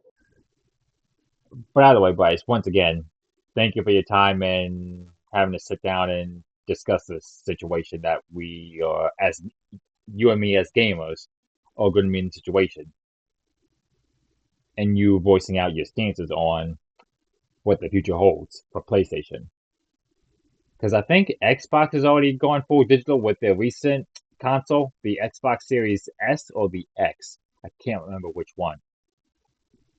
Regardless, though, can you say your sign off before I end the recording to conclude episode 16? That'll pretty much do it for this one, y'all. Hope you enjoyed yet another episode of Force Works Productions, and we shall see you guys in the next one. So, think with your wallets, y'all. Keep that physical media alive, please. Do what I'm doing. Keep physical media alive. Can't stress it enough. Peace out. And this is Turn 4 signing off the mic as always. And until next time and further notice, peace out, stay safe, and have a good one.